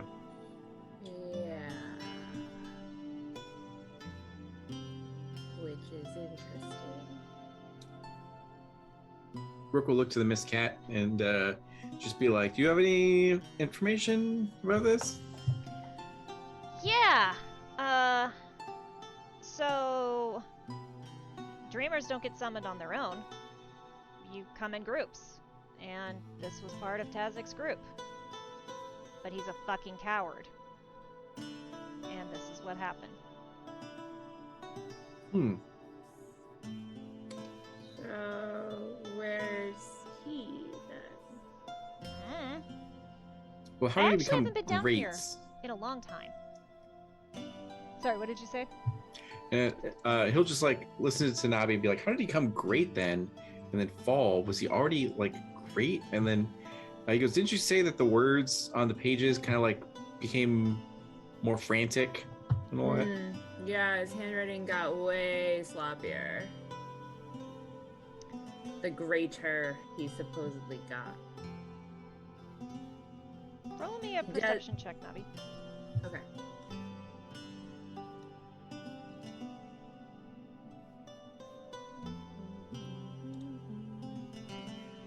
Um, 8. 8. It's not very perceptive right now. Yeah, you're a little overwhelmed. There's books and stuff everywhere. That one table, like I said, is just loaded with all sorts of books. You start going through them? Or are you listening to your friends and keeping your hands to yourself? She keeps eyeing them. Like, she can't fully focus on the bodies because she keeps like glancing over at like the table of books, like trying really hard not to just devour into them face first. But she's reserving herself right now because she's a little concerned that there's a body missing. Ozum is just gonna kind of talk into the air to like, if you're listening, can we touch the books, or would you suggest not to? Rook will look to the Miss Cat. Ozum is talking to either the Miss Cat or Drixalia, whoever Yeah. will potentially answer. The Miss Cat kind of cocks his head and thinks a moment. So look, the guy's a little off his rocker, so I don't know exactly what he has and hasn't done, but he's always reading books, so it doesn't seem smart for him to sabotage his own books. Can Ozum hear this finally, or no? No. He'll telephone to you. Okay. Is he still down here? Wait, did Drixalia lock him in the library? He locked himself in the library. Okay. Oh, and Rook, we're assuming Rook is relaying Yeah. everything. Okay. I would too. But we're not gonna let you do that. How many cycles ago was that? Miss Cat gives a sigh and looks at Navi. Can you believe this guy? What kind of question is that? It's dreams. How does time even work in dreams? What's with this guy? says he's unsure. Sort of. You Ozum. sound like you're lying. You're just but- too nice. It's you. Willie starts laughing. This is more appropriate. Don't lie to me. And Tell me then the truth. Rook will be like, Rook will go ahead and like finger a book and then just open it and immediately look at it and then look away, see if he dies. Roll me a con. No, you're fine. Mimic. I was just like, Don't be a mimic. Don't be. I have totally not done that to Sophie. Ozum is going to just kind of be. He's very annoyed at this whole setup of just like having to have this game of telephone. He so badly wants to make a snarky comment to the cat. You can make This all is the snarky comments you want. I know the cat's never gonna appear to him. Rook will It's like not worth it. look at all the books and then. So the bodies, are they like malformed or misshapen in any sort of way? Like, is there a sign to how they died, or is it simply just they're dead and laying down and all that? Roll me an investigation check. That is a +0 and natural 20. All right. Natural 20. Cool. You look them over.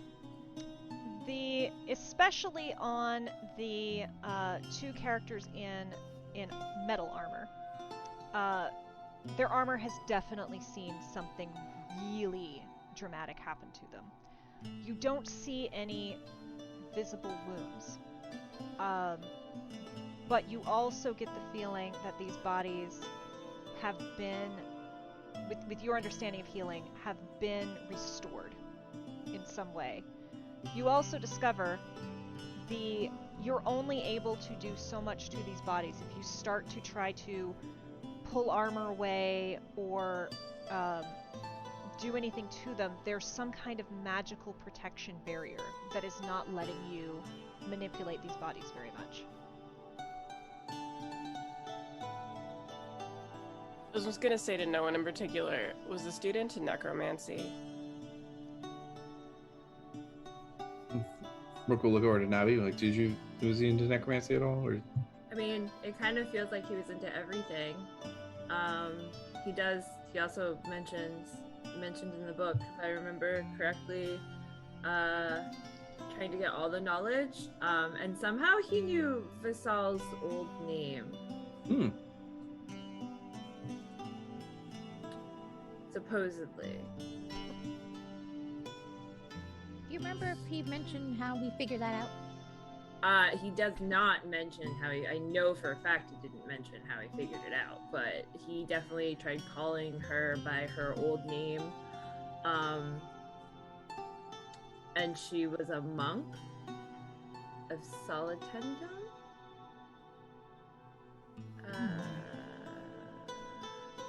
Something about her reliving lives.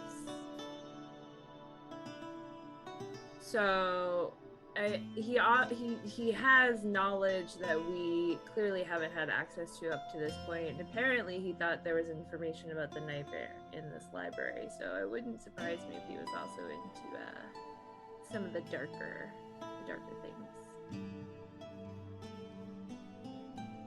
using it just a passive look around, are there any obviously super crazy evil books around, or any like objects of note?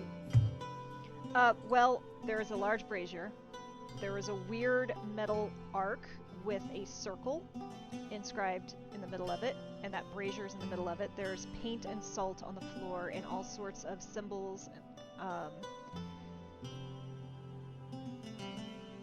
Roll me a perception while you're going through all this. There's obviously 4 dead bodies, so, you know. Did I figure anything out about like what the alchemy symbol means with the Arcana check I did? Or I got a 6. is it just... 6. What did you rolled a 14 on your... My Arcana? Yeah. I rolled like an... Let me take a look. I have- Sorry, I'm just trying to Oh, remember what it you're was. Yeah, It was Rook, a you don't... 21. 20, okay. Rook, you don't see a whole lot that like stands out because like there's 4 dead bodies and what looks like some sort of ritual magic something set up over there with a brazier. So, like, I don't know, that's pretty... Those are kind of the red flags that stand out to you. These symbols that you see, Nabi, there's an element of transportation to them, but there's also an element of binding. And it's kind of like the journals, how not all of these things seem to fit together in a way that you understand. So you don't understand what these two things have to do with each other, but those are kind of what you see. It's also that weird combination that you see in the journal of moments where it's very, very elegant and moments where it's just like scrawled. So I'm safe to assume that Tazak made this alchemic circle thing going on. Pretty good guess. Okay, so I noticed that Rook's investigating stuff, so I'm like, there's a couple of different things happening here, and I don't know how they're related, but there's like transportation stuff over here and binding stuff over here, and Nope. it definitely looks The transportation and the binding are in the same thing. on the same circle. Like I'm just pointing to different elements of within the circle. And it looks similar to the handwriting from the book, so I'm going to go ahead and assume that Tazak did create this, whatever this is happening here thing. Rook will be like, call me an ignorant man, but I don't think any of us are really good at magic. And he kind of looks at Willie and goes like, I think you're like the best out of all of us, maybe? Do you feel like you can do something, or should we just like back out of the room and leave it alone? I mean, what do you want me to do with it? I don't know. You make machines out of nothing, so I feel like... Well, we came in here for answers, and we're finding evidence that this Tazak guy is a coward, and his whole team is still here, lying on the ground, with a bunch of magic going on, that, as she says, is binding and transportation. I mean, maybe he sacrificed his whole team to get himself out of here. That's true. As Maybe you we say should look this, in the books. in the distance you hear a sound, rumble, rumble, rumble, clunk. Continue. Tobias?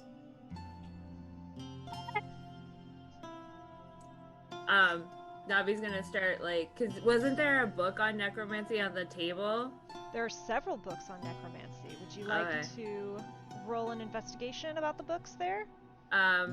I'm getting the itch, and her itch is now getting too big to not scratch, and she like kind of starts reaching her hand out to start poking at the books and be like, maybe we need to books, maybe. Can I Maybe books? we need to books.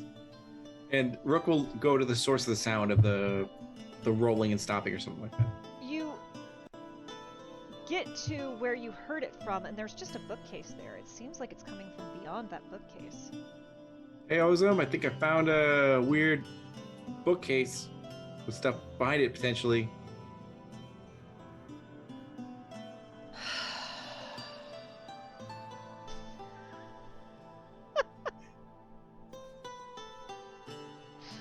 All right, you get ready to attack, and then he starts like moving it. While Ozim's distracted, Navi's gonna investigate in the books, and I rolled an 18. That's fine. There's enough slack on the rope that you're fine. Rook, roll me a strength check, and then we'll get back to your book. Want athletics, or is it's strength? Strength or athletics. I'll let you do either. Okay. Ozum's not readying his weapon at all. He's taking a step back and is letting you do. He's just watching what you're gonna do. 23 to athletics. Okay, you brace yourself, you grab hold, you pull, you push. It's not moving. It's one of this shit, and he starts like pulling all the books and then seeing which one activates. Roll me an investigation check. Ozum's like, you might need to update your workout regimen a little bit, dude. 20. That's 20. Nat 20. He's like, there's nothing wrong with my workout regimen. And then, The burpees Are are you working sure for about me. that? You pull every book in record time. Nothing. Be What nice the to heck? those books. It's okay. It was just a business section. So, Nabi, you start digging through these, and you do find a couple books on necromancy. But as you're going, you come across what looks to be a handwritten journal that seems very familiar. I want to know what's inside.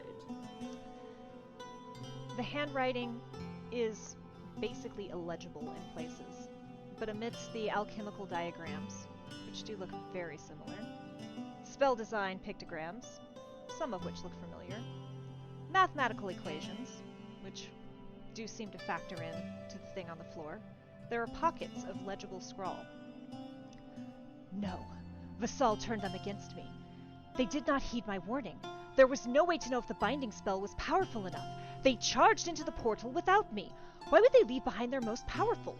Why would they abandon me? It is no matter. I have retrieved their remains. My astonishing power binds them to me, so that they might follow me into the final battle. And, if they are lucky, I shall whisper their names as footnotes to the historians who bear witness to my most heroic victory. The cat! Why is the cat not returned? It must bear witness to my victory. It is almost time. The binding spell is complete. No, it is complete. Of course it is. But the reinforcement? Yes, reinforcement spells. The calibrations are delicate. I must review my calculations. But first, a few finishing touches to my biography. Volume 14 will mark a stopping point. Will complete after the final battle in my regiment. Will I have time, however? Advising the king, consuming. What if he advocates to me? I cannot accept. But it would be ungracious of me not to accept the throne. I must consider... I've forgotten to include the parable of the rabbit and the butterfly. I must include that in volume 18. The following pages include alchemical inscriptions, arcane diagrams, and incantations. After a few minutes of examination... roll me a wisdom check.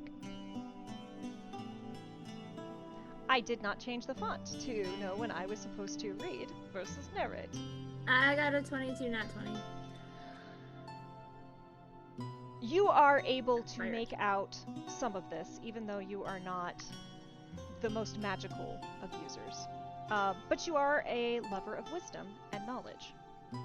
Tazik has been working on something. It is a rite that will bind the nightmare to some kind of crystal orb.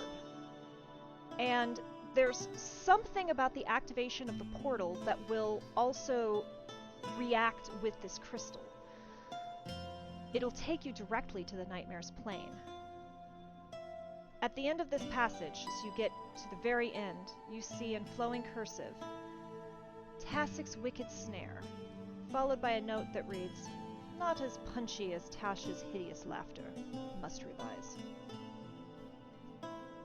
This guy was really full of himself.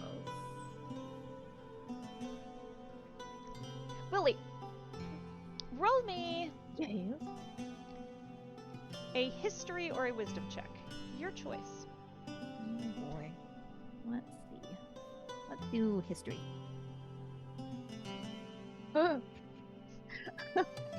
4, 5, 6.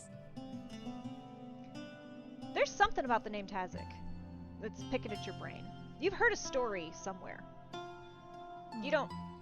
It's bugging. You know when you kind of have like a couple bars of a song, but you can't get the rest of it?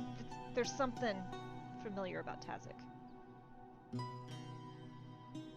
Willie The other starts rubbing her story- Chin. The other story is much more fresh in your mind. This one, you're hung up on Osmodius. Asimov? You mean? Asimov, I'm sorry. Okay. Was that a Freudian slip? Okay. Yes. Is that a- I was like, I don't know that character. Oh no. Nope, that is not having enough Red Bull in my system right now. She looks at Nabby and she goes like, There's something about that name, Tazek. Like, you know when you remember something but you don't know how it ends? Like, it's the statement of a great mint. I don't know how that song ends. I just, Well, I don't know if I mean, the dude was writing like a 14-volume biography, apparently, and so about himself? Yeah. And I don't know. Do you know this story about a rabbit and a butterfly? He was gonna throw that in there. Why? History or wisdom? Rook will realize there's nothing behind the wall, so he'll put back the books sheepishly as he like pays attention to what's going on. And as you do this, My you goodness. hear chunk from another direction. That's And I a look- 7. Well, you know one about a rabbit and a tortoise. And you know one about... Was that a butterfly and a scorpion? No, that's not right. And you're just going down this rabbit hole now. Right.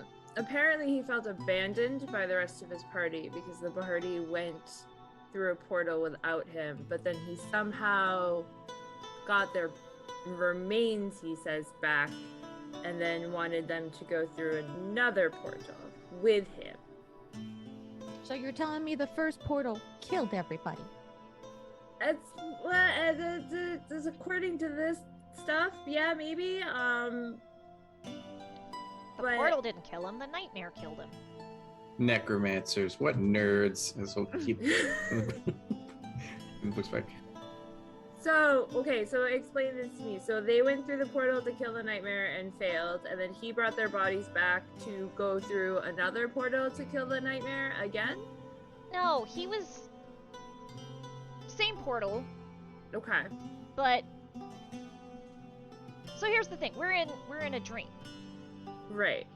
And you know how things get kind of Jeremy Bearimy in dreams? Sure. Loosey goosey, wibbly wobbly? Yeah.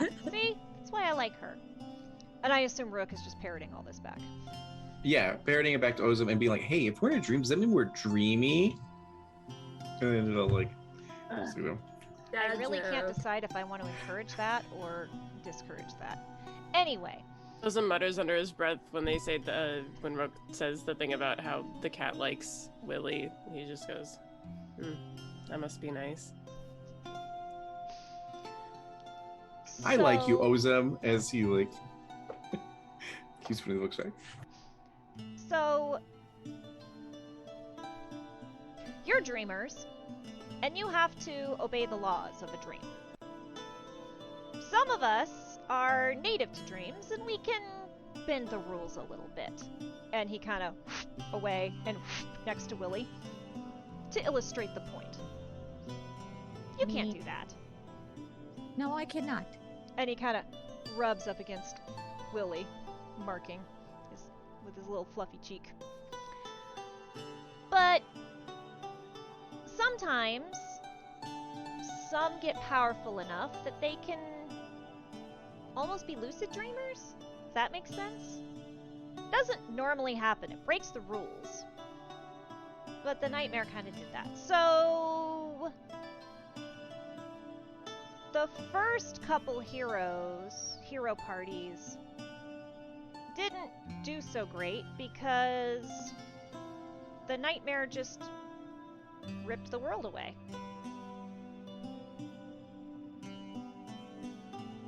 Okay.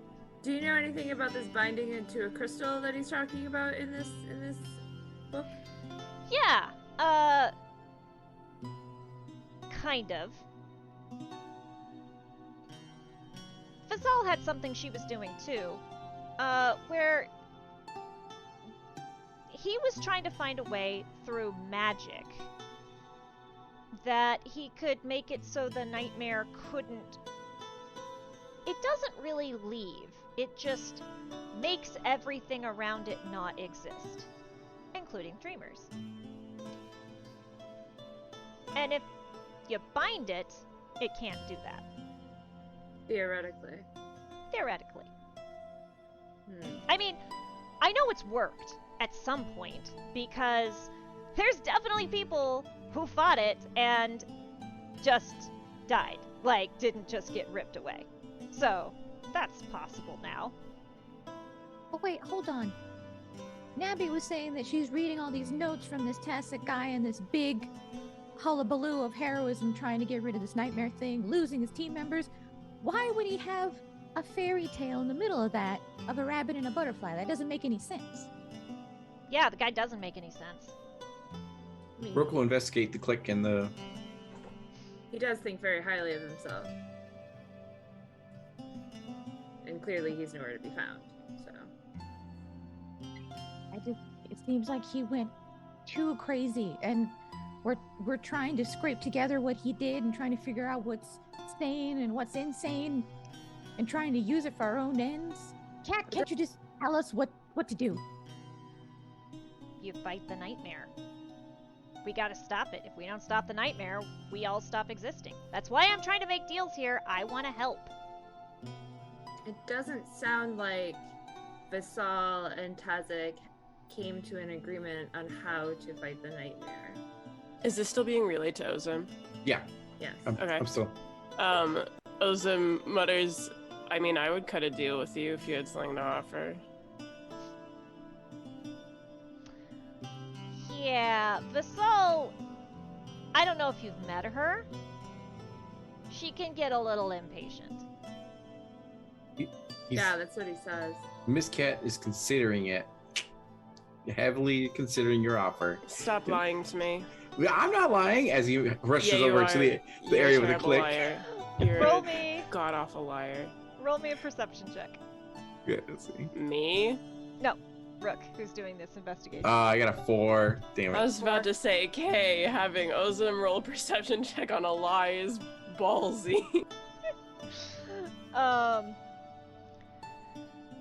Yeah, it was behind here somewhere. He will do the same thing. He'll pull every book to try to like manually activate it. Investigation. Okay. Cat, should he keep doing that, or is it for nothing? 14. It takes you a little while because you start going, like, you grab like 2, and then you get one, and it won't come out. And the one next to it won't come out. And it kind of feels like what was happening when you were trying to investigate those bodies. That there's certain books that are like, no, you don't get this. Or they're protected. He's like, haha! And then he just like looks over to Willie and Nabi and Ozim. Like, do any of you guys have like dispel magic or anything weird? Like, this seems like this book is pretty magically enchanted here. There's a bunch of books that won't come out, by the way. Oh, okay. And all the ones that won't come out are free of dust. Whereas, Do they say anything on the binding? Of relevance, yeah. Roll me intelligence. Oh, hell. All right, let's see. Yeah, you got an 8. 8. There's a bunch of languages you don't know. There's one that seems to be about necromancy. And there's one that talks about the colors, the alchemical reasons for the formation of the colors in dragon and draconic scales. I relay that to Nabi and Willie and Ozim. You're like, think it's a hint, a clue? It's like, is this what clicked? As he kind of like looks around and sees if there's anything that would make it click or move. Ozim's barely paying attention because since Willie mentioned the Butcher of Betzalel this morning and he knew he was going to the library, he's like kind of mindlessly looking for any book that mentions Betzalel. Roll investigation. And as you're asking everyone to help you look, Rook, you again, from another place, hear click. Do you want to look is the question. He'll hurry over and look. There's another bookshelf in the way. 14.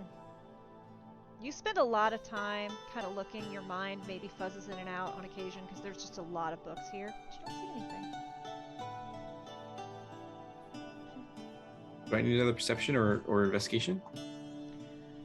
I'm just gonna tell you, you can keep pulling. It's not gonna do anything. Yeah. It's not doing anything. Like you can, Okay. for flavor, you can say Rook does this as long as you want, but mechanically, I'm not gonna make you keep going through it. Okay, right, perfect. I'll put the books back then and just like chill out. Cat, do we run the risk of any long-term effects of staying in here for too long? I mean, maybe Tazak will come back. I don't see anything. And I'm guessing we don't want to run into Tazak. You got questions for him? I kind of do. How much of a risk is it to run into Tazak? I mean, the guy's definitely not okay. But I mean, dead people. So, should be obvious, I think. I don't know. Maybe he'll like you. He might like you. He looks at Navi. I mean, no one here really in this plane of existence seems to like me, so there's... I like you. know. We're friends. Ozum kind of ignores it and just like continues talking to the air like I don't know. Nabi, Willie, and Rook, roll me a perception check. Okay. Got a 3?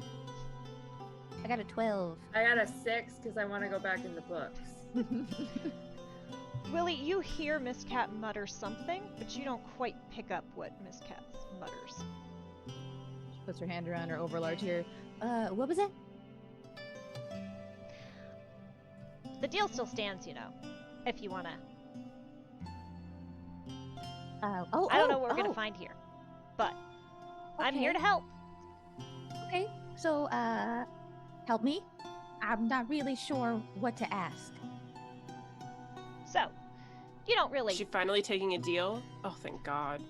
you don't really have to ask. Sorry about that. Continue. We just have an agreement. You give me a little piece of you, your essence, and I will help you against things like me, fiends and demons, and also things made of mist, because I'm also that. And you've seen, I've been helpful. I will continue to be helpful, and I can give you kind of a connection to this place in return, which will let you ask questions if you don't necessarily trust my answers. Because I don't know why. Sometimes people don't trust me. I'm very likable and very trustworthy. I don't lie. Well, there's elements out here that tell us not to trust a cat. You kind of have a bad rep. But when have I ever been not helpful? When have I ever been the opposite of helpful for you all? I mean, I don't disagree. I'm just wondering why there's two elements out there that say that we shouldn't tempt you, and you're being a righteous feline. So, Well, Yeah. Question: why did you show up towards the end of his like writing? Because it says in the book, right? You stopped showing up as much. yeah, did- because the guy was obnoxious. I don't want to hang around that. Mhm. Did you Also- take the deal? Yeah, I took the deal. I wish I could take it back. He smelled like purple by the end, and it was terrible. And a whole Look over new at Ozum. a whole new group showed up. So I had to go, help them. Couldn't stay with him the whole time. He's A boring. new group showed up before the old group finished, After the old group. after the old group But died. Tazak was still running around being Tazak. The Great. His Eminence. Can the cat elaborate on the purple thing? Can you elaborate on the purple thing? Isn't it obvious? Dreamers. Nabi's gonna investigate some more books now that she knows that there's like this binding crystal nightmare thing, and see if she can find any more information that wasn't written in the journal. I was just gonna Roll- keep trying with the cat. Like, Roll me an investigation check. It's like Shark Tank.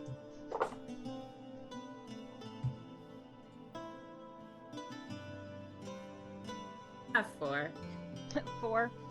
There's a lot of books, and you kind of get lost in a couple of them. There's all sorts of fascinating stories about different gods, which you recognize the name from that list of gods you found in that journal. There are more stories about Vassal being impatient, but just as you start to dig into what might be an interesting thing, a door, or not a door, one of the bookshelves slides open, revealing a short hallway and a bit of light at the end. Do we all see this? You all see it. Ozum's gonna be like, don't go wandering down there just yet. If I don't go there, will you admit we're friends? Go where? Cat. What happened? Cat is what that hallway. Yes? No? From one person who's not liked to another who is apparently not liked. I am very liked, and I Clearly don't know what not. Taz is up to. He says he doesn't know what Taz is up to. He looks up at Was- Willie. You like me, don't you? We're friends. I mean, yeah, sure. I mean, you're making a good case for yourself. And I don't think we're getting anywhere without it, so... And Willie just T-poses. All right, hit me. Oh, it's not like that. And he holds up a little dainty paw. Much better. She shakes a hand. And as you put your hand around this tiny dainty paw, you feel a much larger hand close around yours, with claws that actually touch far up your forearm. And it's a deal. That's not a binding agreement. When she feels that, Willie just lets out the highest pitched scream, and once it's over, she goes, Well. And then he'll look over to Ozum and be like, Willie She got took touched the without. deal, didn't she? She got touched without our consent, and then just like the deal happened. I mean, he saw her extend a hand out. I think he knows that she got touched. For She was friendship, clearly- but not for a deal. That's like, I don't know if that'll hold up in court. You Ozum watch. was like, what will it take? What will it take for us to have a deal? Or do you just think I don't need help? Before we get there, Willie, as you scream, you watch the mist cat, like you watch just mist go, pink mist just appear all around it and then like poof out. And it's just a completely like hairless cat with its ears back, and then like the mist starts to flicker back up. Okay, that was terrible. Please don't do that again. yeah, your disembodied monster hand was terrible too. It's not that bad. And you now have the blessing of the mist cat. You get to add 1d4 to any attack roll against a demon, a fiend, or anything made of mist. You can also, once per long rest, reach out to the mists and ask a question. The mists are not really a fully sentient thing, but there is an innate knowledge in there. And the more complex the question, the more difficult it's going to be for it to answer, but this is another way where you can start gathering information about this place. The cat looks at Ozum and heaves a sigh, annoyed that this talking is still going on, and says, Tell him to sever the bond, and maybe I'll think about it. And He says to sever the bond, and then maybe he'll think about it. I have Do you- questions. What What bond bond is is this, he talking Ozum? about? What? Why are you Ozum causing her looks staring? wildly confused by this statement. Is that PTSD? As he like looks up at Ozum's eyes. We're gonna be like, all right. And That sounds like you got a previous deal. This cat's waiting for you to zero out. I have, from what I can recall, I don't know how it would be. Ozum is like truly at a loss for words and seems very. Well, like, I mean, like maybe if you talk know- about it, we'll be able to. Yeah. mm, it's not. I. It. I thought I had.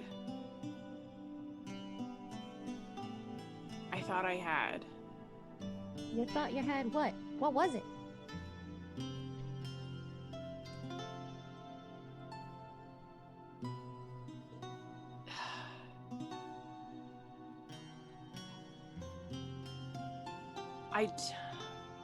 Fuck. All right. Well, you're waiting on that. I'm gonna check this other room as he like walks over to the new room, and then steps in.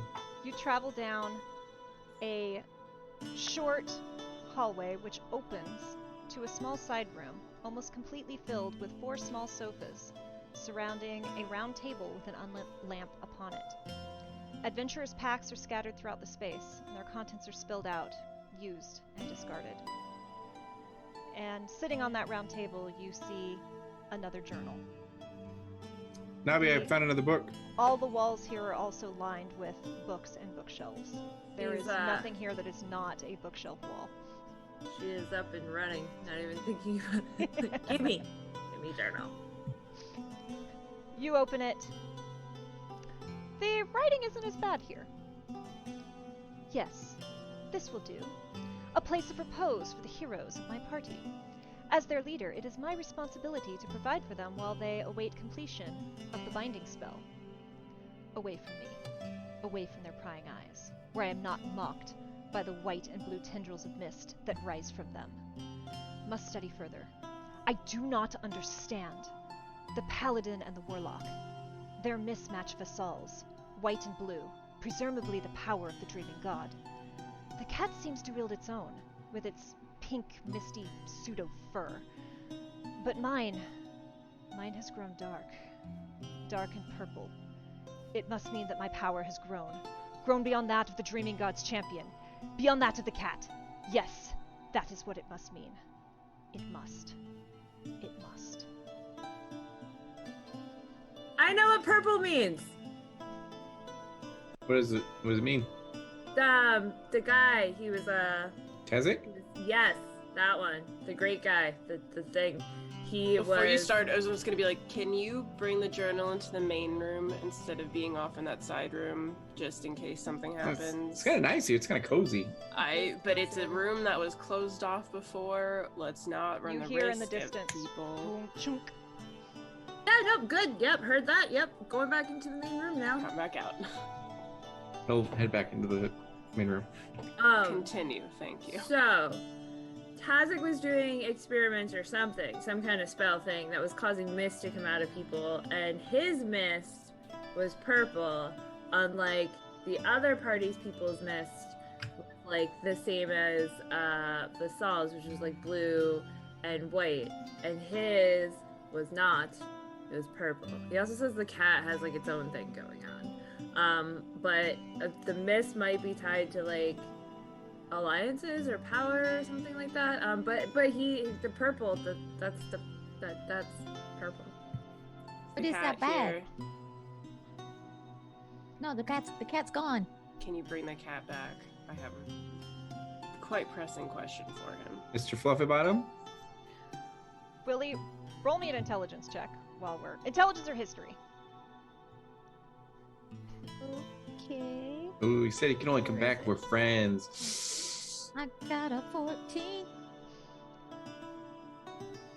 It's coming back to you now. You've heard this name so much now.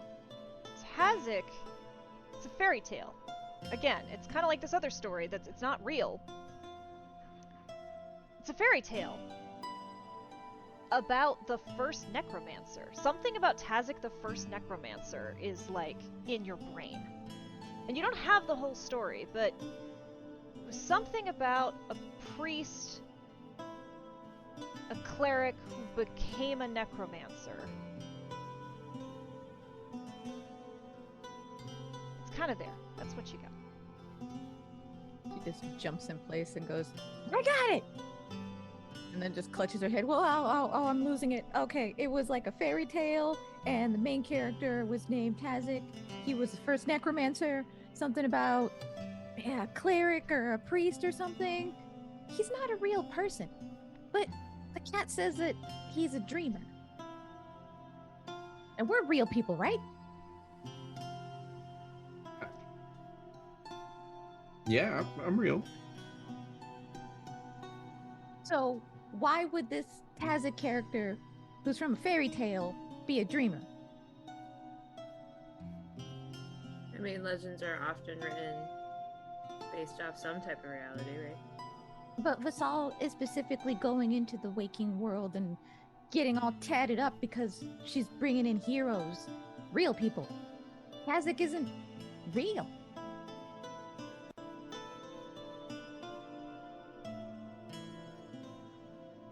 While they're all thinking, Ozim, roll me an intelligence check. Or history.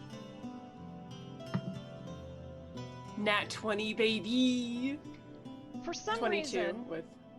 for some reason, in this moment, something comes to you. Just a thought out of the blue. When you were first summoned, none of you could understand each other, except you could kind of almost understand the gnome.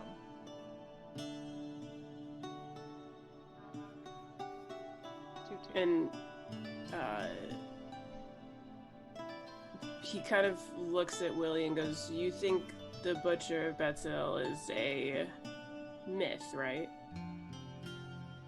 I mean, my parents used to tell me that story when I was a kid. It's kind of the thing that kept kids from going out in the middle of the night and getting into shenanigans. It's a fairy tale. But what if I told you it wasn't? What if I told you, why did you not bring this up before? Because we literally just had the conversation about the Butcher earlier this morning. And it takes you until we get to this nightmare library to bring it back up again? You know what? Forget it. What do you got? Sorry that I'm not too quick to talk about myself. What? And she starts laughing. You think that a fairy tale about the Butcher of Betzel is about you? I know it's about me. But Can you please summon the cat? No. Not until we have this out. You're nothing The like that. cat will help with some of this. Please bring the cat back. Willie looks at Rook and Abby and goes, I mean, no one can make you do anything you don't want to do, so like. Abby? I'm kind of curious now. I want to bring the cat back. Just saying. All right, fine. And she T-poses. Oh, great feline! Please, what did you name it? Fluffy, Mr. Fluffy Bottom. Whatever you want to be called, come forth! He appears in front of the T-posing gnome. This is the strangest thing that has ever happened. I don't know if I like it. I like your name better, though. Oh, it works. Is the cat here? Yes. Cat, when you mention the bond. No, this is if Rook is Rook relaying everything. No. Oh, yeah, he is, but he's like, he looks very interested. He looks very, very. You need to stop lying to me. I know that you're lying to me. I'm not lying. You are. Oh my god. This guy. Don't try me. I know you're lying to me. You need to stop. Cat, is the bond related to this, and he rubs a spot on his chest, or this, and he holds up his palm where the huge scar is, where he cuts himself? I'm not Vasal. I don't know how that works. I don't know what you did.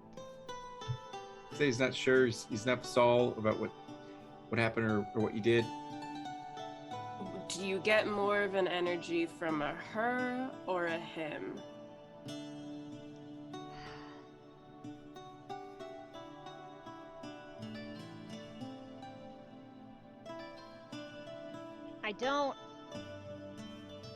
I don't know what terrible things you did in the name of who.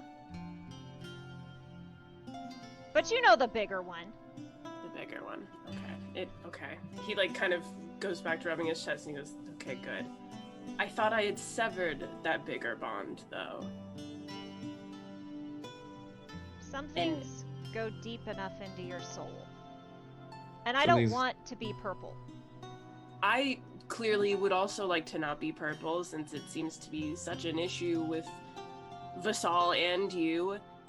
And I thought that getting out and what I had done was enough, but clearly it wasn't, and I can't really do much from here, considering the only other thing I could think of is killing the bastard, and I can't do that when I am not out in the world. So how am I supposed to sever this fucking bond Well, that's from what you're here? here to do. And he looks annoyed and leaves. Are we all purple? Aw, man. He wouldn't be talking to you if you were purple. Oh, true. All right, gang. Well, should we leave this place and move on, or should we want to keep exploring? Wait a minute, Yeah. wait a minute. The entire time that Willie's been listening to this exchange, she's just looked really confused. And she walks up to Ozum and goes, "How? You said you were part of that story.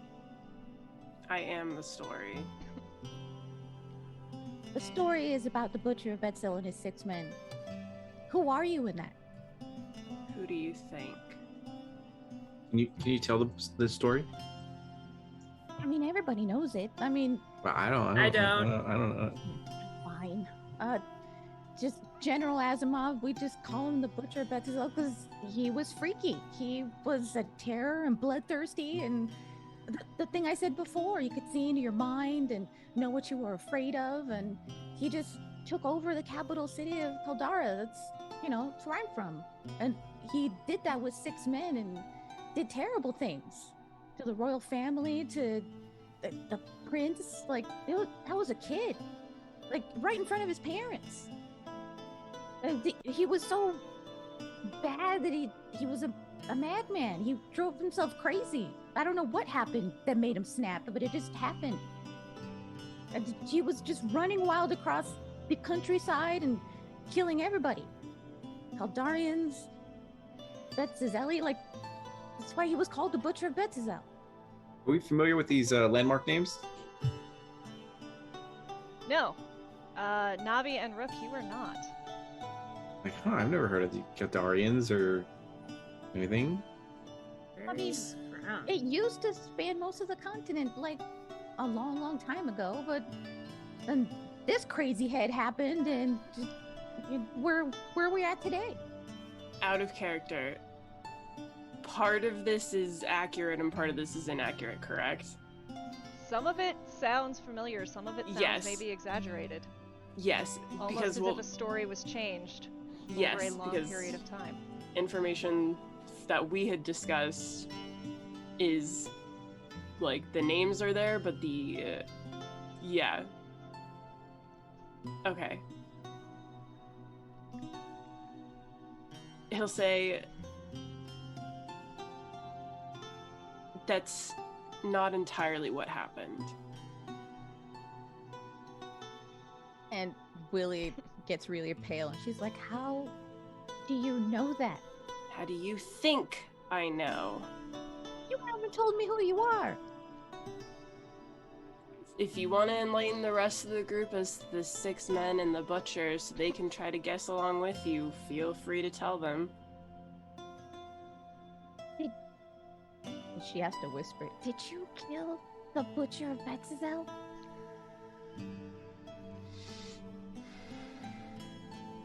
No. Oh, No. she starts No. Did they... The story ends with the butcher dead?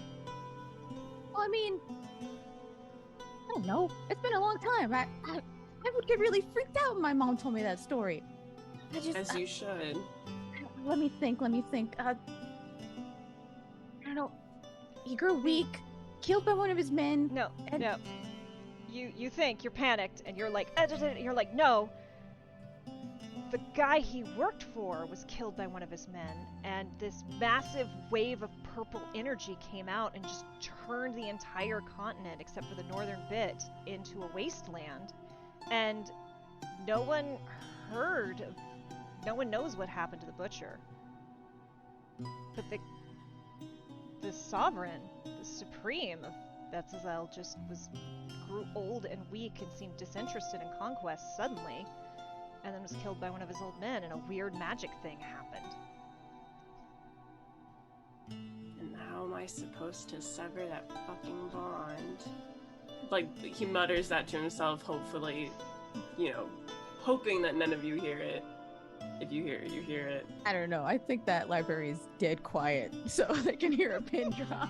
He tries to mutter it as much as he can. He can't really help himself at this point. We are learning about Ozim today. Yeehaw! Oh, I did not expect it to go this way. Told you I've been planting seeds for a while. I know. Might as well get it out in the open. But you're like cool now, right? You're not gonna like.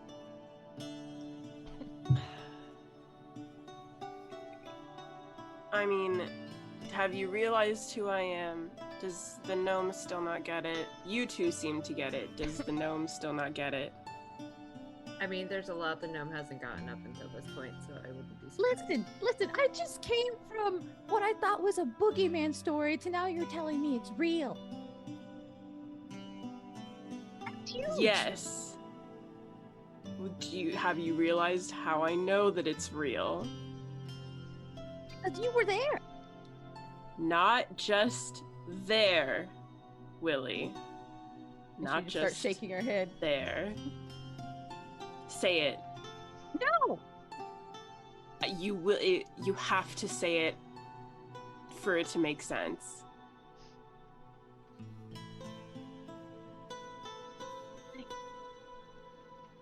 I can't be the one to say it. You have to say it for yourself.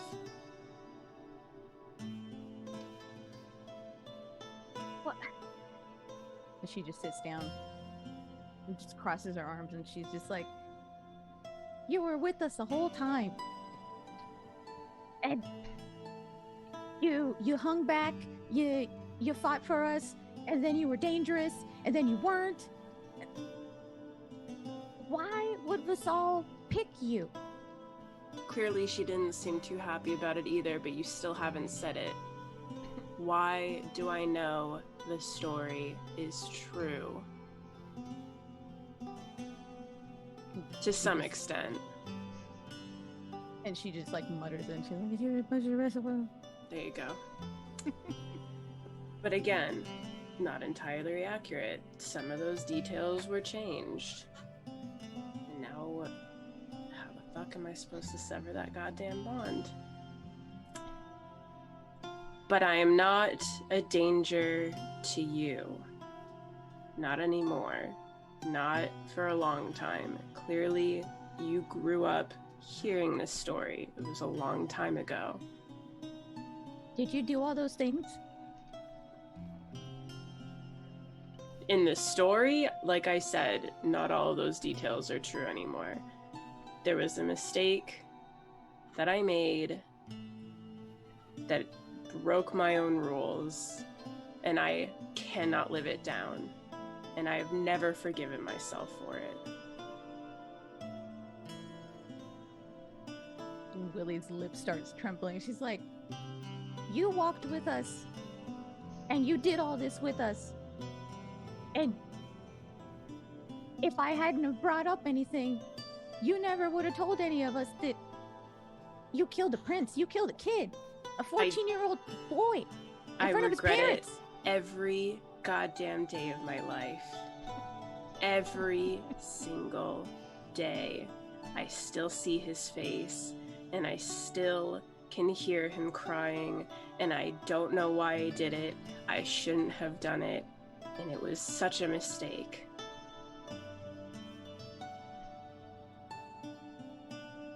And I have suffered endlessly since then. Was it like hysteria, or was it just like you were conscious of your actions? I I didn't know at the time that he was a child. He looked much older than he was.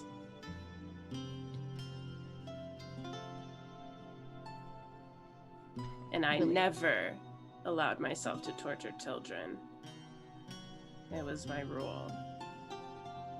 Well, that just makes it all better.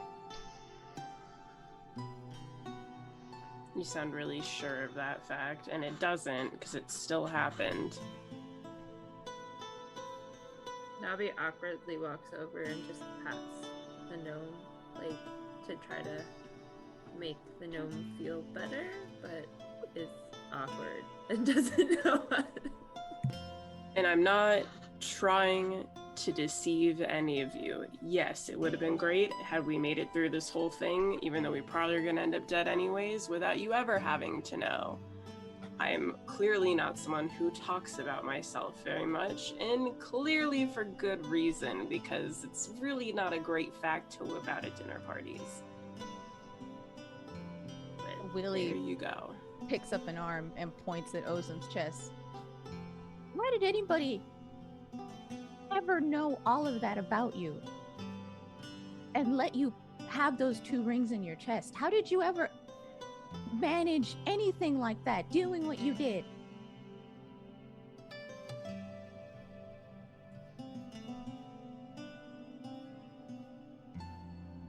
She was the first person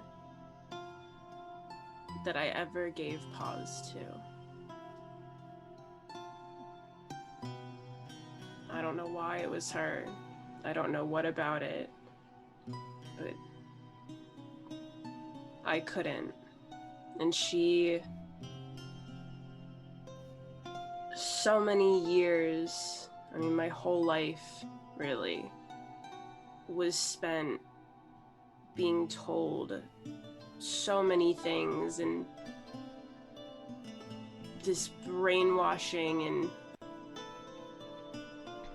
I didn't know any better, and she, for whatever fucking reason, decided that I was worth her time to help unlearn all of that. And it took a long time, and it was... I don't know why she did it. I don't know why she was okay with it.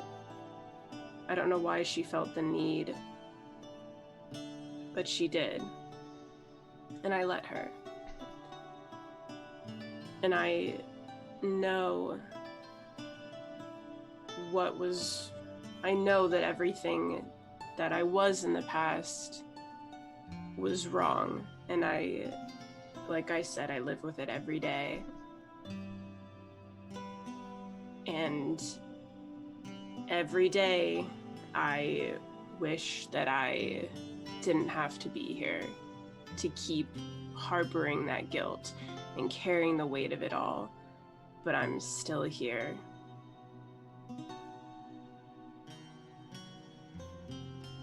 Willie takes a moment to think about that, and she goes, maybe that's why you are here. Maybe that's why you're on this stupid, crazy suicide quest I don't even know we're gonna make. I don't know. You did terrible things. But if someone's here, or whatever, Basal, the Fates, dreams, to have you here and stop a nightmare and stop the end of everything, at least that's the step somewhere in some kind of redemption. I am not deserving of redemption. And I don't care if we make it or not. I'm not going to put anyone at risk with that, but I do not care if we succeed. Well, you know what? She starts hiking up her pants. I care, because I want to live. So you put your rear in gear and put your not care nuggets in your pocket and start caring, because the rest of us want to get out of this. I mean, like I said, I'm still gonna help you. I mean, I'll try. It's kind of, what's the point of not trying at this point? But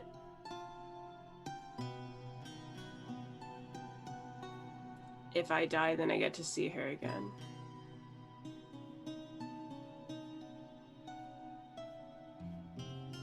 And Willie doesn't say it out loud, but she thinks to herself, if you die, you get what you deserve.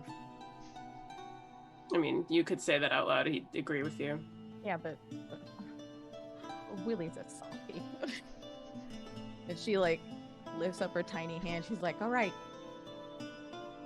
I know stuff. It's all out. It's not all out, but you know Oh, more don't than tell me you there's did. more. I am not ready to talk about her more than I have. That's fine. That's fine. Let's just shake on it and just figure this out. There's a lot to figure out because I don't know what bond that cat was talking about or how to take care of it. It's okay. Now we know stuff, and we're finding journals, and we're in a place of knowledge.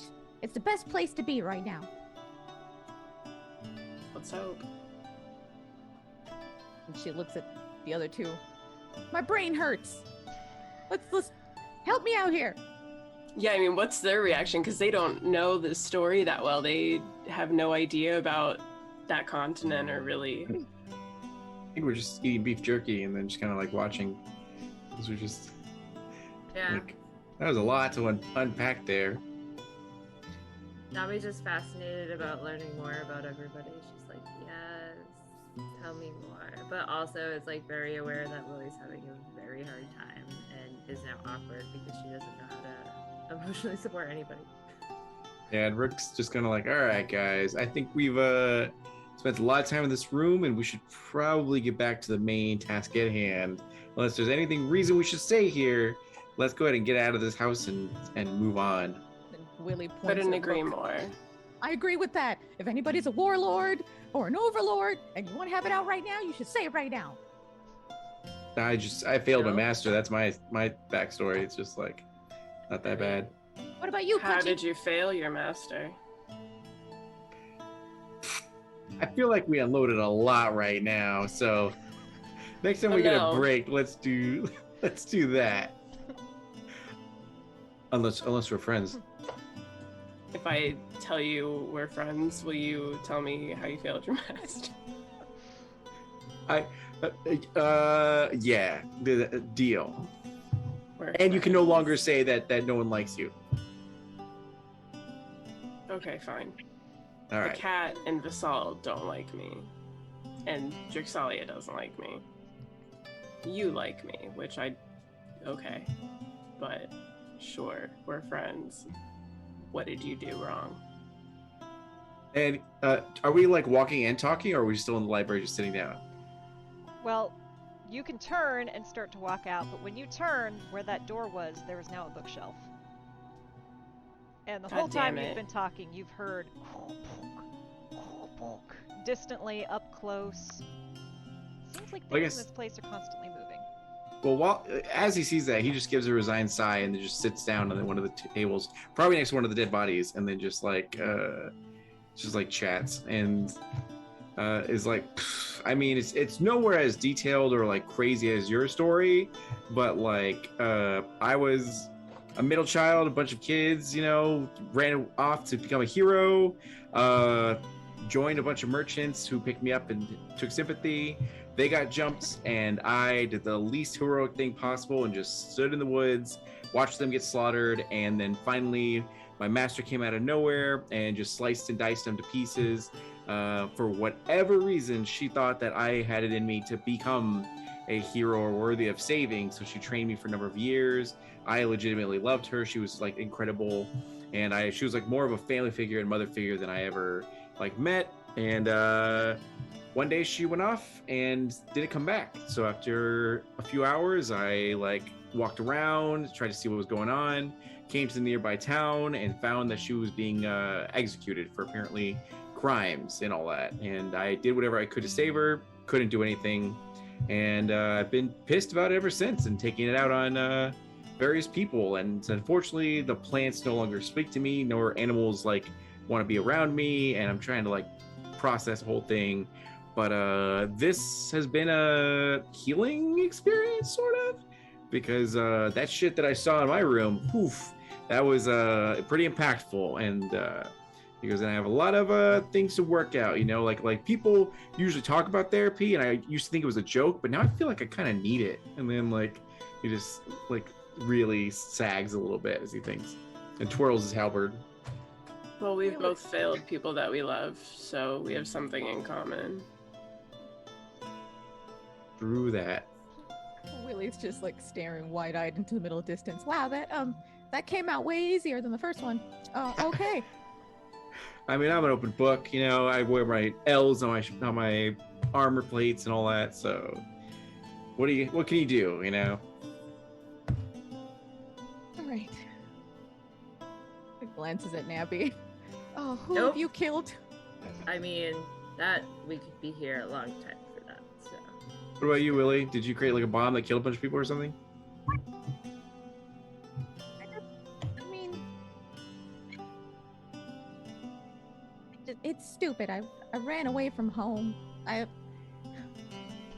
got a legacy and just a line of generations of gnomes in my family that are supposed to, maintain my city, my capital, and we're kind of the bedrock and foundation of that. And I don't want to do that. I want to be a bard. I thought I wanted to go on adventures, and I wanted to write about the heroes that I was a bard for, and make songs and just be creative. And I kind of turned my back on it.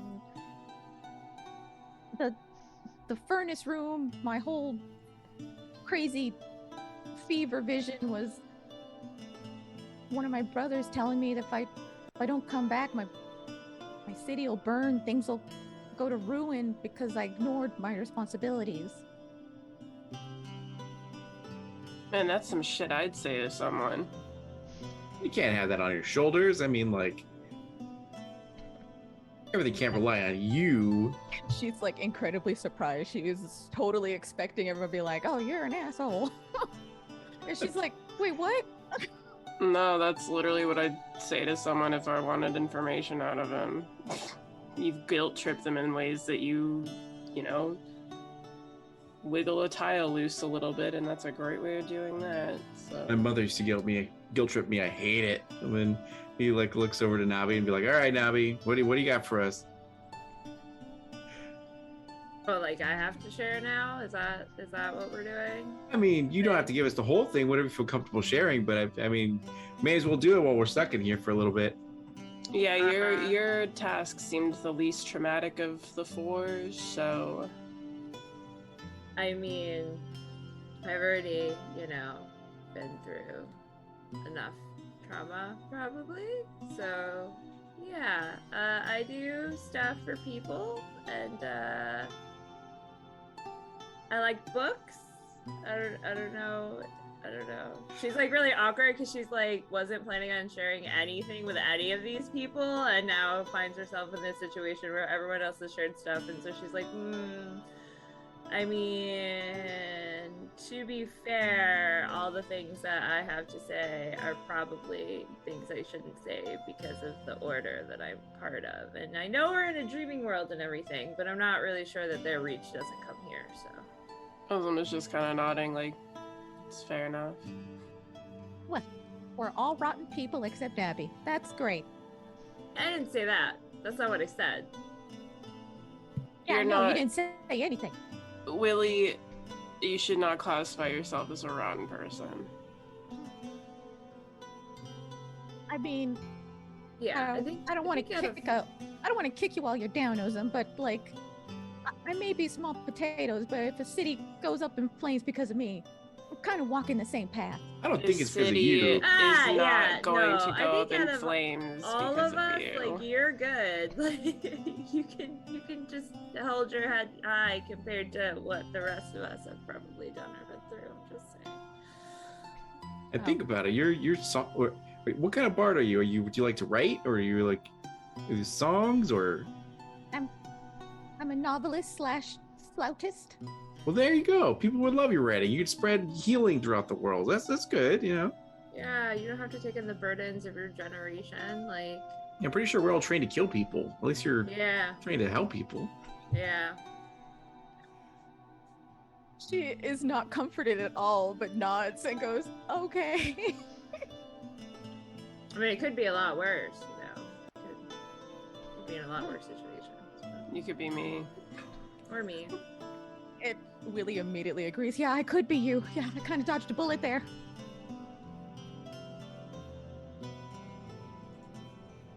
I mean, Nabby, if you're gonna still be close to the chest, we're gonna have to figure it out sometime. But we got like shifting bookshelves and things. I mean, is there a Yeah. pattern? Did you figure something out, Rook? And we'll just like wait to see. I'm sure we're like all looking or hearing for the clicks, and then trying to determine when it goes back to our original door or something. Everyone, make me a wisdom check. Wisdom. I think one of you might have wisdom. advantage.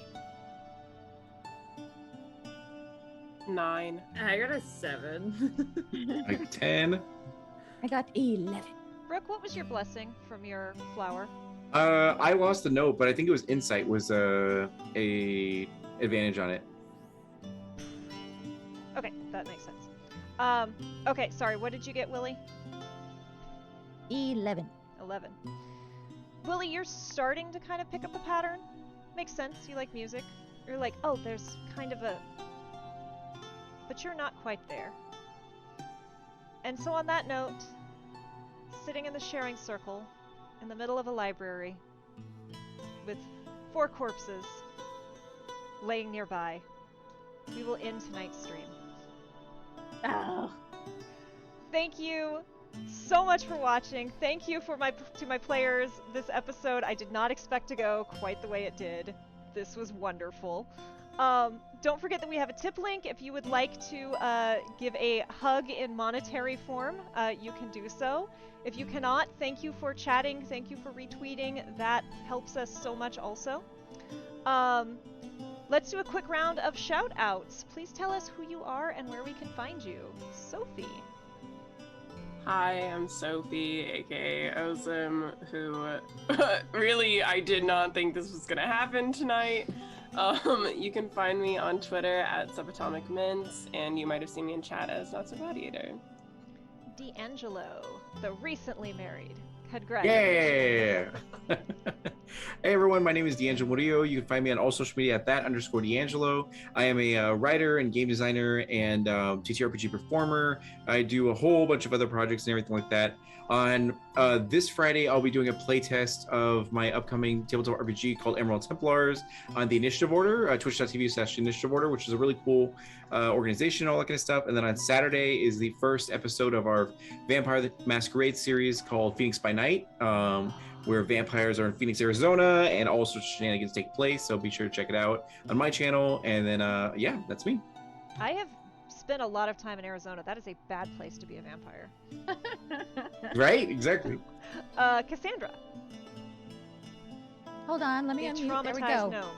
Yeah, I mean, really, that's all you gotta say. I'm Cozy. You can find me on social media under Cozy Spoon. I have played your traumatized gnome who just went through, like, I guess, like, suffering competition. We'll see what happens next week. And last but certainly not least, Jin. Hi, I'm Jen. I play your socially awkward and emotionally kind of even more awkward monk. You can find me at Jen Geeky on Twitter or Jen Mac the Geeky Writer on everywhere else. Thanks for being here. I'm Kay Purcell. I've been your DM for this evening. You can find me at Twitter at @KDamnFear. You can find David, my silent co-DM, who is running through the chat and helping these people gather information and book samples that they have found at Full Rubber Ducky on Twitter. Thank you again to our players. Thank you again to our mods, David, Dane, Kato, and Emily. Dane, Kato, we had a little special shout out to you there today. Hope you saw and appreciated. Thank you again for spending your evening with us. We will be back next week to continue the story. Please remember to be kind to yourselves, be excellent to each other. And we do an after show that comes out every Friday. I have a feeling you're gonna want to see what folks have to talk about here. So hopefully we'll see you then. I am going to raid us over to Shakar, which is one of my favorite streams out there. So we will close this and then I'll raid you over. Thank you all for hanging out with us. Hope to see you next week.